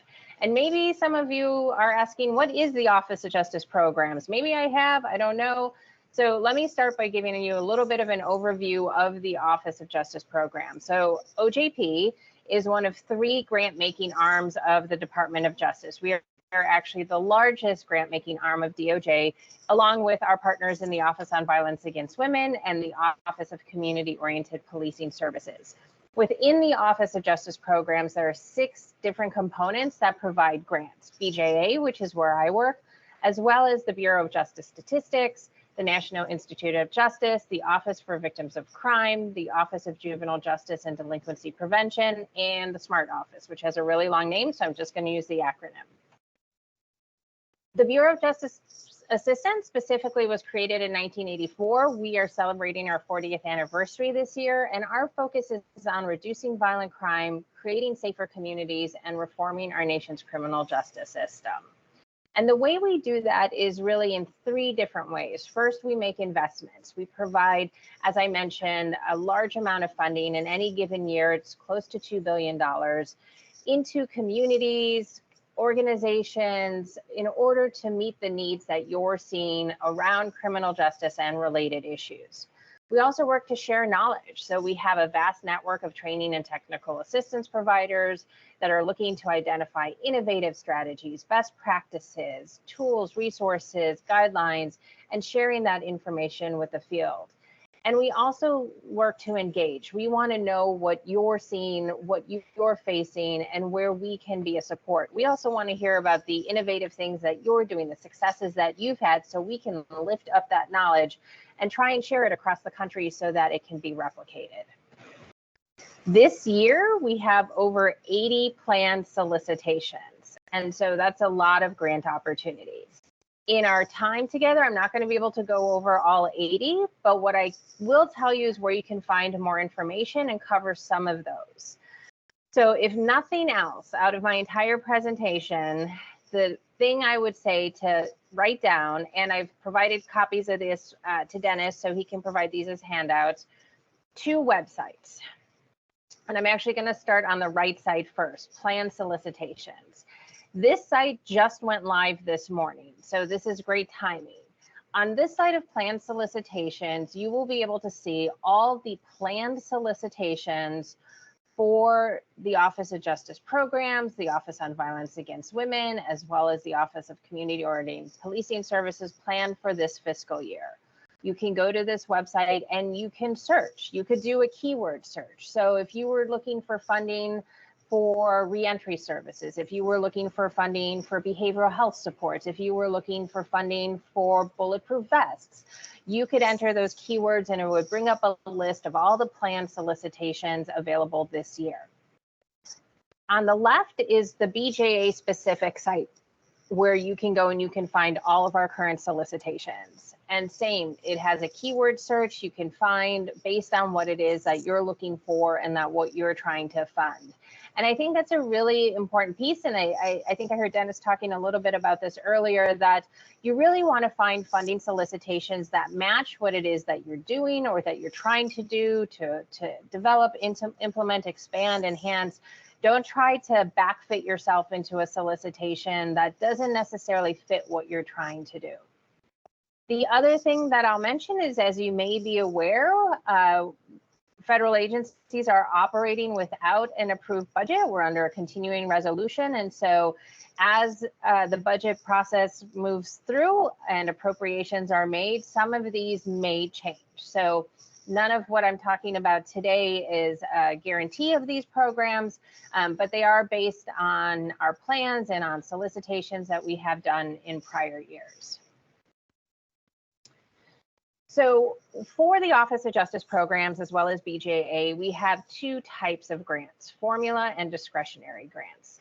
Our formula grants are typically awarded on a non-competitive basis, which means that typically every eligible applicant that submits an application will receive some funding. And the funding is based on, as the name says, it's a formula. So it could be based on population, it could be based on crime data. And so it is a predetermined amount that an eligible applicant would be applying for. Discretionary, which is going to be most of the grant programs that I'm going to talk about today, you would be applying directly to OJP or BJA for these funds. And these are typically competitive, and awards are based on predetermined review processes, criteria, as well as the availability of funds. For many of our programs, we receive more applications than we actually have funding for. So we try and fund the strongest proposals based on the criteria that is outlined in the solicitations. As I mentioned, I'm going to focus primarily on discretionary grants, but I just wanted to mention 2 formula grants that go through Iowa that may be a resource to you in your work. And that I'm sure Dennis, if he hasn't already talked about, can tell you more about them. First is the Edward Byrne Memorial Justice Assistance Grant. This is really OJP's flagship grant program and the leading source of federal funding for criminal justice systems to states, local, and tribal jurisdictions. There are 9 very broad purpose areas, so a whole range of activities can be funded by Byrne JAG dollars. There's only 2 types of eligible applicants, states, as well as local units of government. Last year, we made over 1,000 awards between states and local units of government, totaling nearly $300 million. The solicitation for our 24 JAG funds will be released later this year. The second formula program I want to mention is our Byrne State Crisis Intervention Program, or SCIP. This is a new program. This was actually established under the Bipartisan Safer Communities Act, which was signed into law in 2022. And this provides funding over 5 years. It's $750 million, $150 million each year, to states to fund and implement state crisis intervention, court proceedings, and related programs and initiatives. And so again, these are dollars that pass through the state agency to programs and activities happening within the state. Okay, so now shifting to our discretionary grant programs, which is the bulk of our grant programs. And as I talk through these, I've attempted to bucket these in specific areas. So programs that support law enforcement, that support behavioral health, that support community-based organizations. But one of the things you'll see is there's a fair amount of overlap in that a program that may be around supporting community courts or reentry activity is also eligible to a community-based organization. So again, looking at some of those sites where you can do keyword searches to find the right grant for you can be really helpful.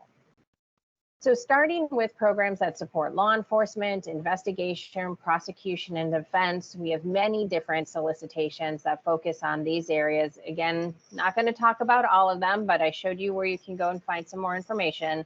But a few of the ones that I want to highlight include our body-worn camera policy and implementation program to support law enforcement agencies.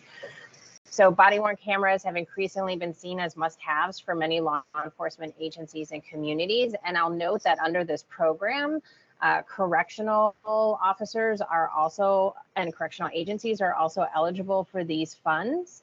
And so through this grant program, BJA supports the purchase of body-worn cameras that are implemented as part of a comprehensive body-worn camera program. We actually have a body-worn camera toolkit and clearinghouse website for agencies that are interested in planning and implementing a program. Award amounts for this program range from $10,000 to $2 million, depending on the size of your agency. We know that smaller agencies sometimes can struggle in terms of their capacity to submit grant applications. And so we actually have a body-worn camera program specifically for small, rural, and tribal agencies. And so that is defined as any law enforcement department with 50 or fewer full-time sworn personnel, rural agencies, which are those that are in a non-urban or non-metro county, and federally recognized tribal agencies. This solicitation is actually currently open, and it closes on March 4th. And so the link is there where you could go if this is something that you're interested in and you meet those eligibility criteria to apply for those funds. Our collaborative crisis response and intervention training program supports a range of strategies in order to try and implement crisis responses and intervention training. So some of the things that can be funded under this include creating, designing, and implementing a new or enhanced training program in line with BJA's curriculum, analyzing existing training and deployment policies and practices in collaboration with local stakeholders and agency staff, adopting and implementing new technology to track training implementation, and defining and tracking process measures as well as short-term and long-term program outcomes. The DNA Capacity Enhancement for Backlog Reduction Program. This is one of many, a suite, I'll say, of programs that we have in our forensics portfolio. And so the DNA Capacity Enhancement for Backlog Reduction, or CBER, is if you have an existing crime laboratory in your jurisdiction that conducts DNA analysis of samples for entry into the FBI's Combined DNA Index System, or CODIS, this is funding that would be available to you and can support, again, a range of activities, including increased laboratory capacity and efficiency to process CODIS eligible crime scene samples, purchasing and or implementing new and more efficient instruments or robotics to automate routine laboratory process steps, evaluating, validating, and implementing improved workflows. It would also cover salaries, benefits, overtime, and some limited training and travel for laboratory staff, as well as purchasing and upgrading software to more efficiently manage DNA laboratory operations. Our Emmett Till Cold Case Investigations program is a program that supports state, local, and tribal law enforcement and prosecution agencies to investigate and prosecute unsolved homicide cold case murders suspected of having been racially motivated. It also includes supports for victims' families and stakeholders impacted by those cases. Funds under this program are limited to violations of civil rights statutes resulting in deaths that occurred no later than December 31st, 1979. And we work closely with the Department of Justice's Community Relations Service to support reconciliation and support services for families of victims and other stakeholders. This is probably our program and solicitation with the longest name in our entire portfolio, the Intellectual Property Enforcement Program, Protecting Public Health, Safety, and the Economy from Counterfeit Goods and Product Piracy Program. So this program furthers the Department of Justice's mission by assisting state, local, and tribal jurisdictions in preventing and reducing intellectual property theft and related crime, as well as supporting law enforcement in investigating and prosecuting intellectual property crimes and reducing violent crime associated with these cases and investigations. Our Matthew Shepard and James Byrd Jr. Hate Crimes program is one of several programs that we have addressing hate crimes, and I'll talk about another one later when I talk about programs that support community-based organizations. But this program addresses hate crimes that are sometimes also called bias-motivated crimes, which are criminal offenses motivated by some form of bias toward a victim on the basis of their actual or perceived race, color, religion, national origin, sexual orientation, gender identity, or disability. This particular grant program supports state, local, and tribal enforcement and prosecution agencies in their outreach to and education of the public, victims, and their staff and partners about hate crimes. It can also reimburse expenses associated with the investigation and prosecution of hate crimes. The Smart Policing, or SPI initiative, provides funding to support or test promising initiatives and practices aimed at a community's pressing crime problems. The idea behind SPI is really to promote creativity to enhance best practices and also to discover the next practices that will help policing evolve and become more effective. So if there's something that you're currently doing or wanting to do that could hold promise for the rest of the nation, you should really think about applying under the SPI program. Funds can be used for new personnel, overtime, software, hardware, and other items to support the project. The Upholding the Rule of Law, Preventing Wrongful Convictions program provides funding to support things like case reviews and post-conviction claims of innocence with a focus on those cases at greatest risk for error.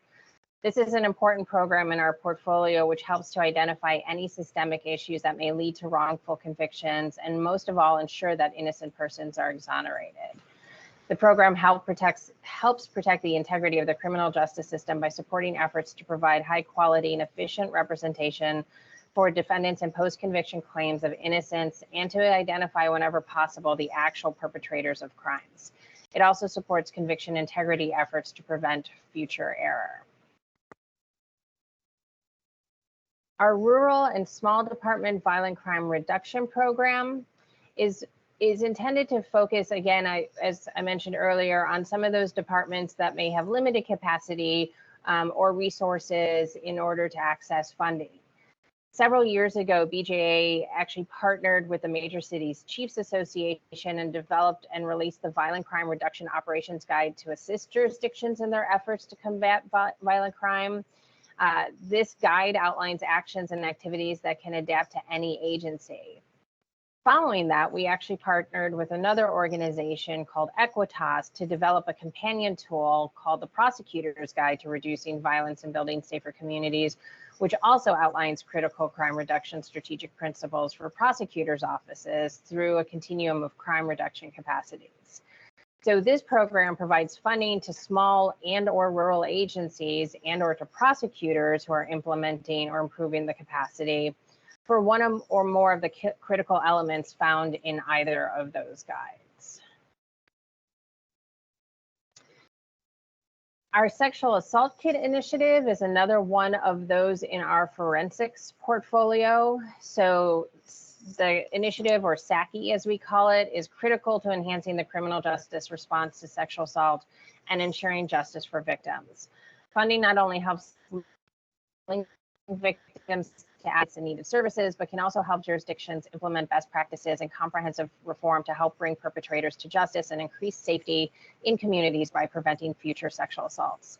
These dollars, like so many of our other programs, can be used to support a range of activity, including multidisciplinary community response teams, to inventory, track, and expeditiously test previously unsubmitted sexual assault kits, collect and test lawfully DNA from offenders and arrestees, produce necessary protocols and policies to improve collaboration amongst laboratories, police, prosecutors, and victim service providers, and provide resources to address the sexual assault investigations and prosecutions that result from evidence and CODIS hits produced by these tested kits. And then the last one I'll mention in our law enforcement, prosecution, and defense arena is the virtual de-escalation training. This is actually a new program that we launched in FY23, and this is to provide funding to implement virtual reality training technology designed to provide crisis response training to ensure law enforcement is effective at facilitating de-escalation skills. One of the things we heard routinely from law enforcement agencies throughout the country is the challenges they had in being able to bring their officers, their team members, taking them off of patrol, off the streets to sit through a training, whereas virtual reality training can be deployed at any time where it works in individual people's schedules. And so we're excited about this new resource using technology to try and advance knowledge and skills. So I will pause there and quickly turn to the chat to see if there's questions specifically about any of the law enforcement, prosecution, and defense. I don't see any questions in the chat right now. And again, there's a Q&A at the end, so happy to take questions about any of it at the end of the presentation. All right, so our next section is on programs supporting courts. We have several programs that support different types of courts. This includes our adult treatment court program. And this is the first of our solicitations that I'm going to talk about that is actually live. It was just released this week. So our typical solicitation cycle is most of our solicitations start coming out late winter, early spring, and can continue through the summer. The federal fiscal year operates from October 1st through September 30th. And so we are typically working to release those solicitations, accept applications, review those applications, make funding decisions, and get award notification out before the end of September so that the awards, more often than not, will start on October 1st. So you'll start to see solicitations coming out right now. And this is one of the first ones that BJA is releasing, our adult treatment court program. This can fund strategies and activities, including clinical and medication-assisted treatment, case management, training on overdose prevention, and take-home naloxone, and making take-home naloxone available, providing transitional recovery housing assistance, peer recovery support, collaboration between state, local, and/or tribal jurisdictions, as well as supporting management information systems. One of the things that I'll note is you'll see at the bottom of the slide, there are two deadlines, a grants.gov deadline and a just grants deadline. The application process for funding from the Office of Justice Programs is a two-step process, and I'll talk a little bit more about that later. But you'll see for all of our solicitations, two deadlines, the first being grants.gov, which is a fairly simple application process, and then the Just Grants deadline, where really you put in the bulk of your application materials. Our Community Courts Initiative, there are actually two different categories under this program. The first category provides funding to plan or implement community court programs that address substance use disorders and other issues using evidence-based principles and practices. Category 2 provides funding to enhance existing community court programs that address substance use disorders and other issues using evidence-based practices. So we're wanting to be able to support communities that are in the early stages of a community courts process, the planning, the implementation, as well as providing resources to communities that already have existing community courts programs to be able to enhance what it is that they're already doing. And then our Veterans Treatment Court Program. Some of the activities that can be supported under the Veterans Treatment Court Program include early identification of potential veterans for referral, enhancing recovery support services, providing transitional recovery housing assistance, training on overdose prevention, as well as collaboration between state, local, and/or tribal jurisdictions. Looking at our programs that support corrections, community corrections, and reentry. We have a suite of programs under the Second Chance Act. So you'll see we have a Second Chance Act Pay for Success program, Second Chance Act Smart Supervision program, Second Chance Act Community-Based Reentry program. Again, I'm not going to talk about every solicitation we have, but a few that I do want to highlight. Our Second Chance Act Community-Based Reentry program. So this is one of our opportunities that is specifically geared towards community-based organizations, as well as Native American tribal governments.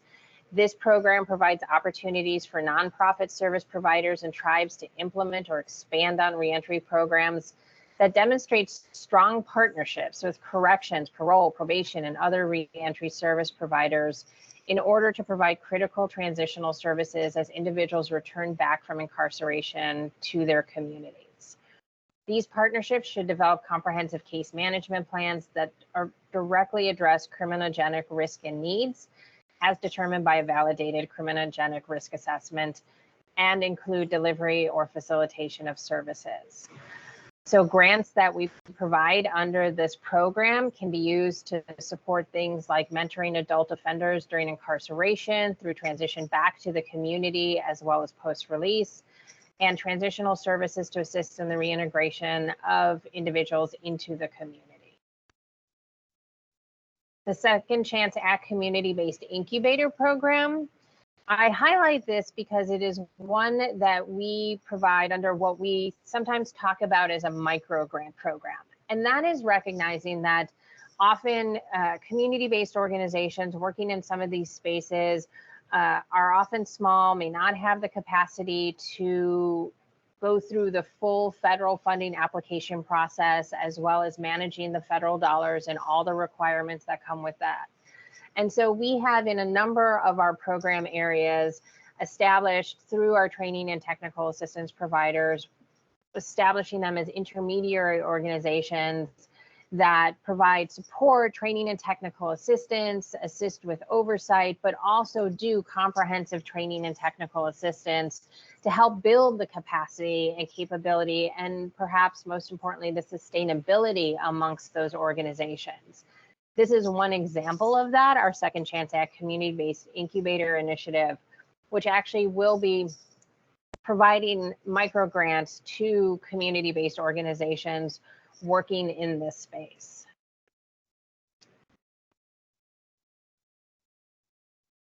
Focusing on our programs that support behavioral health, you'll see again a very extensive list of those and overlap with some of the areas that we've already talked about.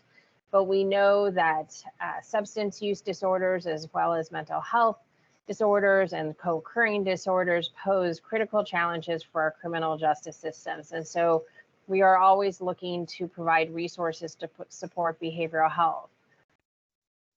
I talked about our collaborative crisis response and intervention training program when I was talking about programs that support law enforcement, but also wanting to be sure, as I said, people see how these overlap. The Connect and Protect Law Enforcement Behavioral Health Response. So this is a program that is really about building a partnership between law enforcement and behavioral health providers. And actually, all applications require demonstration of that partnership through a memorandum of understanding that is submitted as part of the application. Some of the types of activities that can be funded include cross-system collaboration programs such as case management, crisis intervention teams, co-responder teams, as well as mobile crisis teams, training and coordination for police mental health collaboration, collecting data to inform practices and develop policies, engaging residents via outreach and education to improve public health and safety, as well as enhancing officer skills in responding to community members with mental health disorders. This is another one of our solicitations that has gone live this week, and so you'll see the deadlines are in May.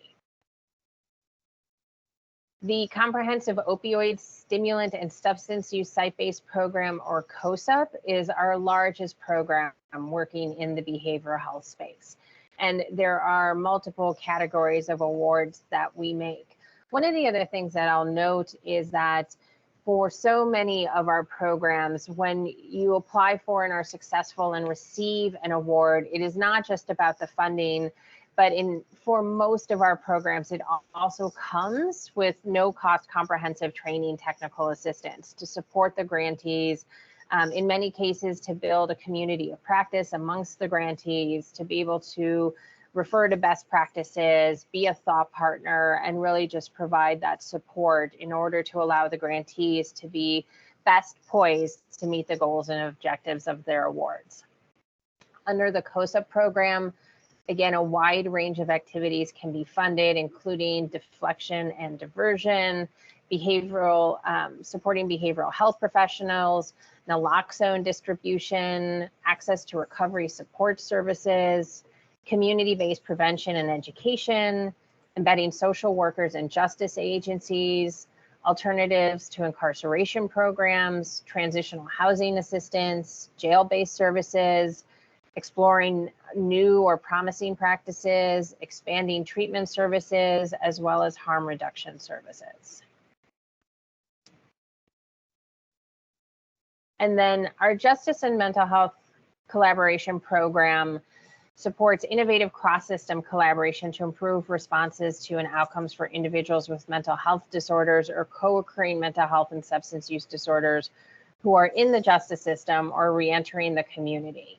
It also supports courts, prosecutors, and community supervision with training, technical assistance, and tools for early identification of people with mental health disorders who may need behavioral health system intervention. And then the last area or bucket of programs that I want to focus on are programs supporting community-based organizations. So across our programs, in many cases, community-based organizations are eligible to apply for those funds. A couple that I want to highlight are community-based approaches to prevent and address hate crimes. Under this program, the types of things that can be supported include individual organizations seeking to pilot prevention strategies to facilitate dialogue and community healing, establishing effective outreach, education, and engagement strategies that meet the needs of a group or populations being served, developing a dissemination plan for materials to local organizations, and establishing practices or activities aimed to reduce the frequency and impact of hate speech, hate incidents, and hate crimes.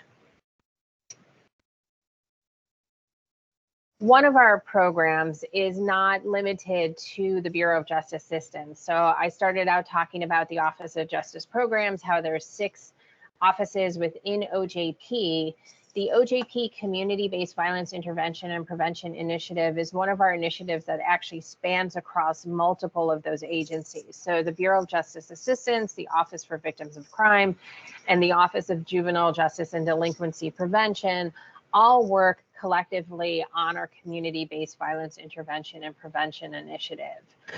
And this is something that was funded through the Bipartisan Safer Communities Act, really focused on recognizing that communities are co-creators of public safety and wanting to provide resources into communities and to organizations who in many cases have been doing community-based violence intervention work for years, if not decades. Under the CVIPI program, applications come into the Bureau of Justice Assistance, but then in order to streamline this, we work internally to determine which office they're best suited to. So if it's a CVI program that's focused on juveniles, it would likely be going over to the Office of Juvenile Justice and Delinquency Prevention. If it's a CVI program focused on victims, say a hospital-based intervention program, then it would likely go over to our Office for Victims of Crime. But for the purposes of doing CVI work, it's a single application and we'll make that determination on the back end. Lots of different types of strategies can be funded under CVI. There's multiple categories. Funding that goes directly to organizations in communities, funding that goes to states for statewide efforts. And this, like so many of our programs, there is extensive training and technical assistance available under our CVIPI program.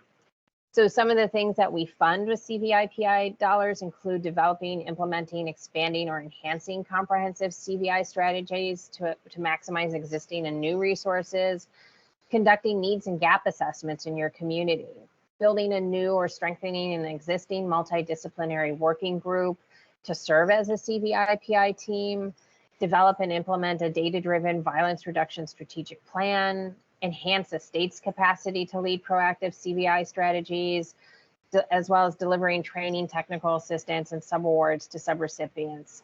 So this is another program in which we have that micro grant structure that I was talking to you about earlier, that we've identified some of our training and technical assistance providers who are doing that intensive TTA and providing funding as an intermediary to some of these organizations while they work to build their capacity to apply directly for federal dollars and be able to sustain their efforts.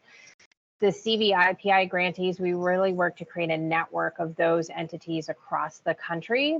And in fact, we'll be hosting our national conference for our CVIPI grantees in April this year in Chicago. And it's a tremendous opportunity to have those grantees come together and talk about their work, the challenges they're facing, the successes they've had, explore best practices, and think about how to move the field forward. Our Stop School Violence program provides funding to support threat assessments, mental health training, anti-bullying training, and technology solutions such as anonymous reporting systems, all aimed at trying to prevent school violence. The ultimate goal is to provide students and teachers with resources to recognize and prevent the violence before it happens. I want to mention that the COPS office administers a companion program that is focused on what we typically think of as target hardening measures. So things like focusing on doors, locks, cameras.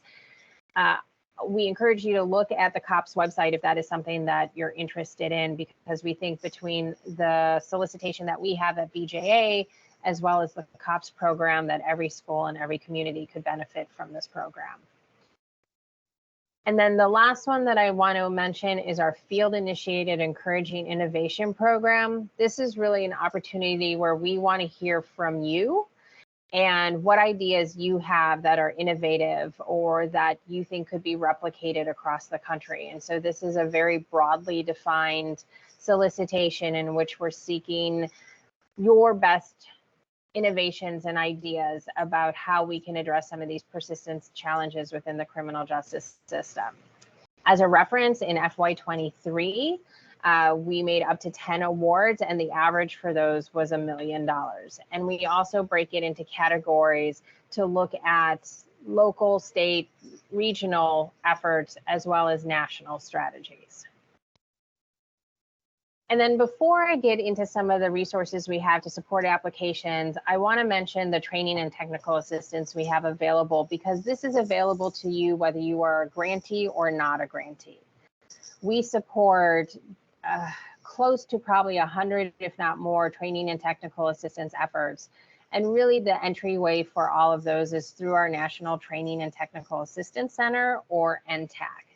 And this is really designed to meet the unique needs of grantees and other criminal justice practitioners and partner agencies.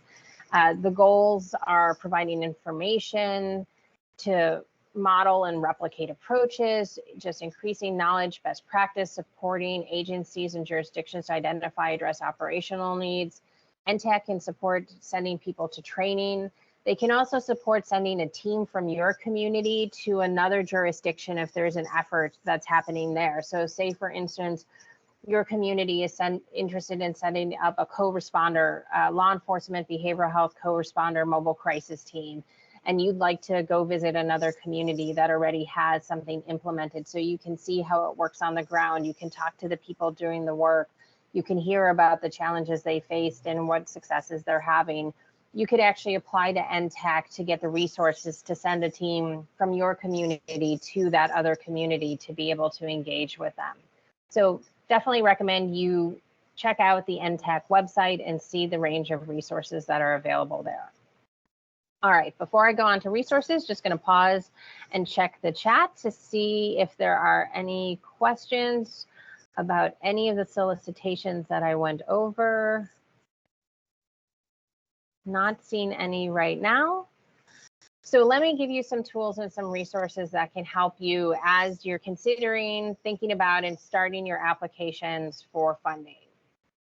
The first that I will point out is one that it focuses on consolidating some of our information. So for those of you that have applied for federal awards, or specifically OJP or BJA awards previously, you know that our solicitations can be really lengthy. And that is because we try and put all of the information that you're going to need in order to submit an application, and hopefully a successful application, into that document so you have it. But we also recognize it can be really overwhelming when you're trying to figure out, is this the right solicitation for me to apply for? So for most of our solicitations, we've developed these just very simple one-page front and back solicitation overviews that tell you really the top line information to help you determine, is this the right solicitation for you? So first of all, who's eligible? So who can apply for this funding? Why might you want to apply for this funding? Just very broadly, what does this program support?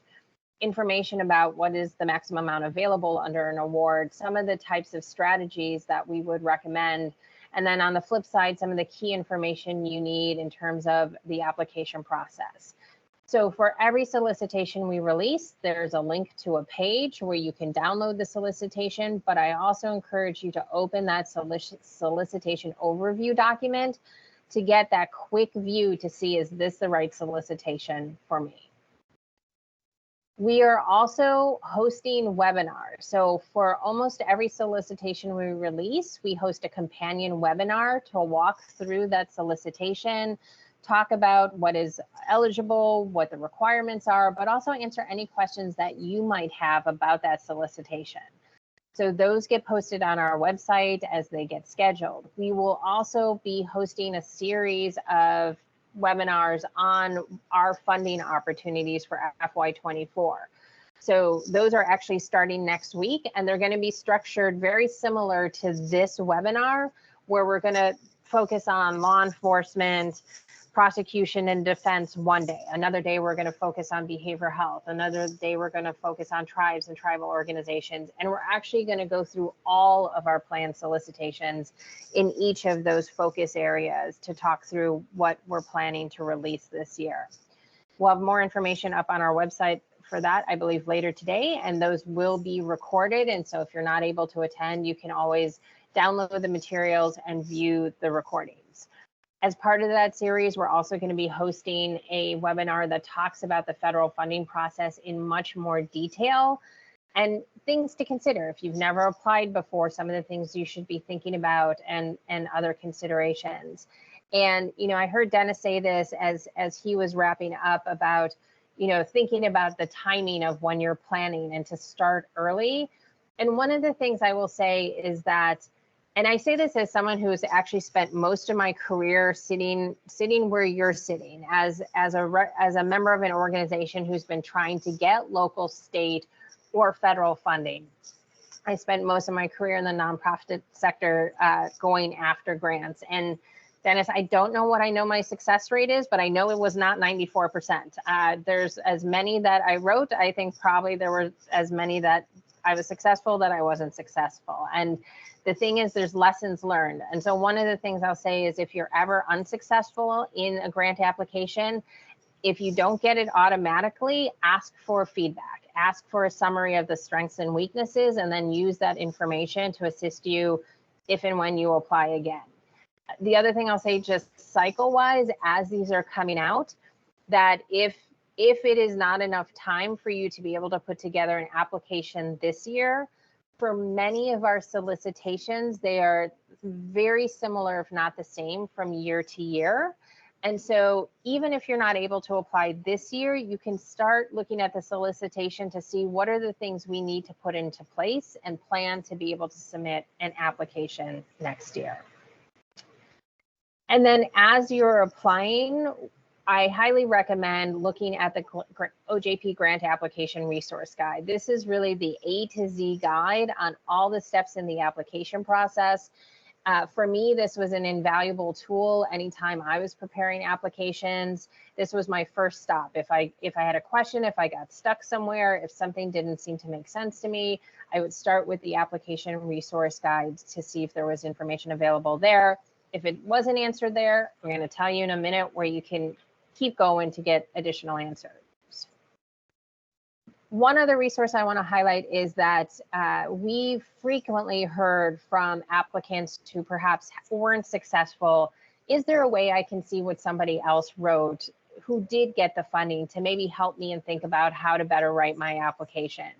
And so we've actually started working with successful grantees who've provided permission to share their successful applications in different program areas. And so this is a resource I also recommend. If you're looking at applying, take a look at what someone else who did apply and was successful did. And to reiterate Dennis's point, you know, the starting point is answering all the questions. The solicitation will tell you, please describe this, please describe this, please tell us how you're going to do this, and just using that really as the guide for what you're writing. If you do those basics, if you answer the questions, if you include all the required attachments, that gets you more than 2/3 of the way to being successful. And then it's really in those margins that we're looking at, given that, as I said earlier, we often get more applications than we have funding available. And I mentioned our Just Grants system earlier when I said it's a two-part process for applying for our funds, first in grants.gov, second in Just Grants. Just Grants is the Office of Justice Programs and COPS and OVW's electronic grant application and grant management system. So you would submit a significant part of your application in Just Grants, and then if you were successful, this is the system through which the award is managed. If you go to the Just Grants website, you can find resources about how to navigate the system. There's training, there's job aids, you can get one-on-one user support.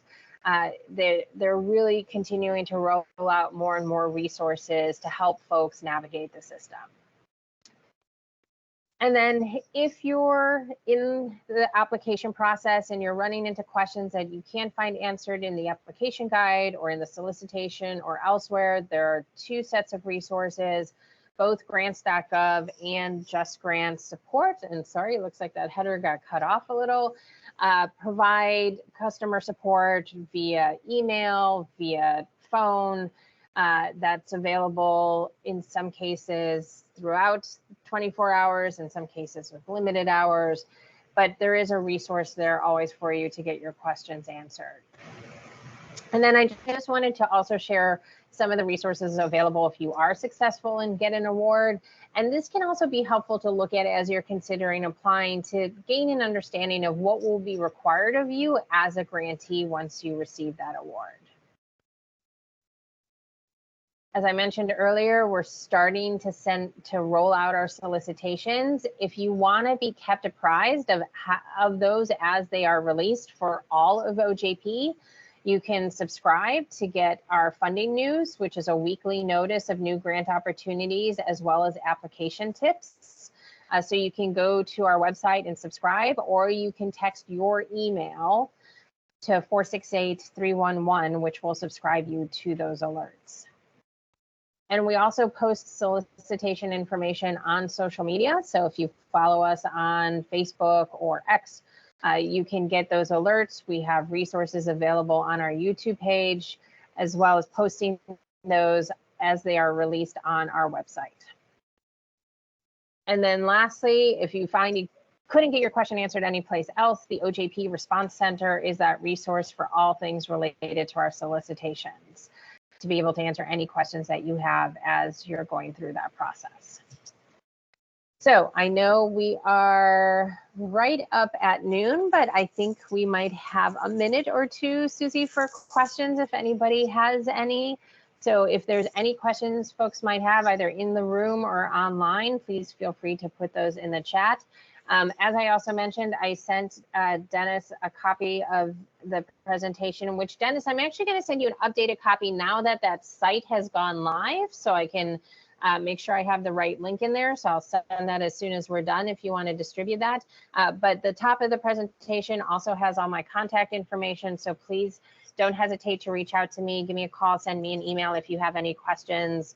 You know, you go out to lunch and you're like, dang, I should have asked her that question. You can always reach out to me.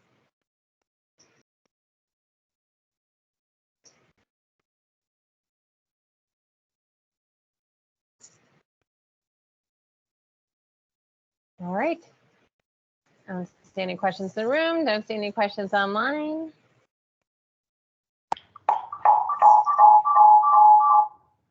Thank you, Michelle. We appreciate it. If anybody has any questions while we break here, go ahead and email us or put it in the chat and we can send it along. We are going to take an hour and 15 minutes or so. We will restart at 1:15 Central Time. I'm going to keep this meeting up and running. We're recording. So again, we're available. If you have any questions, let us know. Oh, Michelle, if you're still on, there's a number. Thank you. Appreciate you going back to that.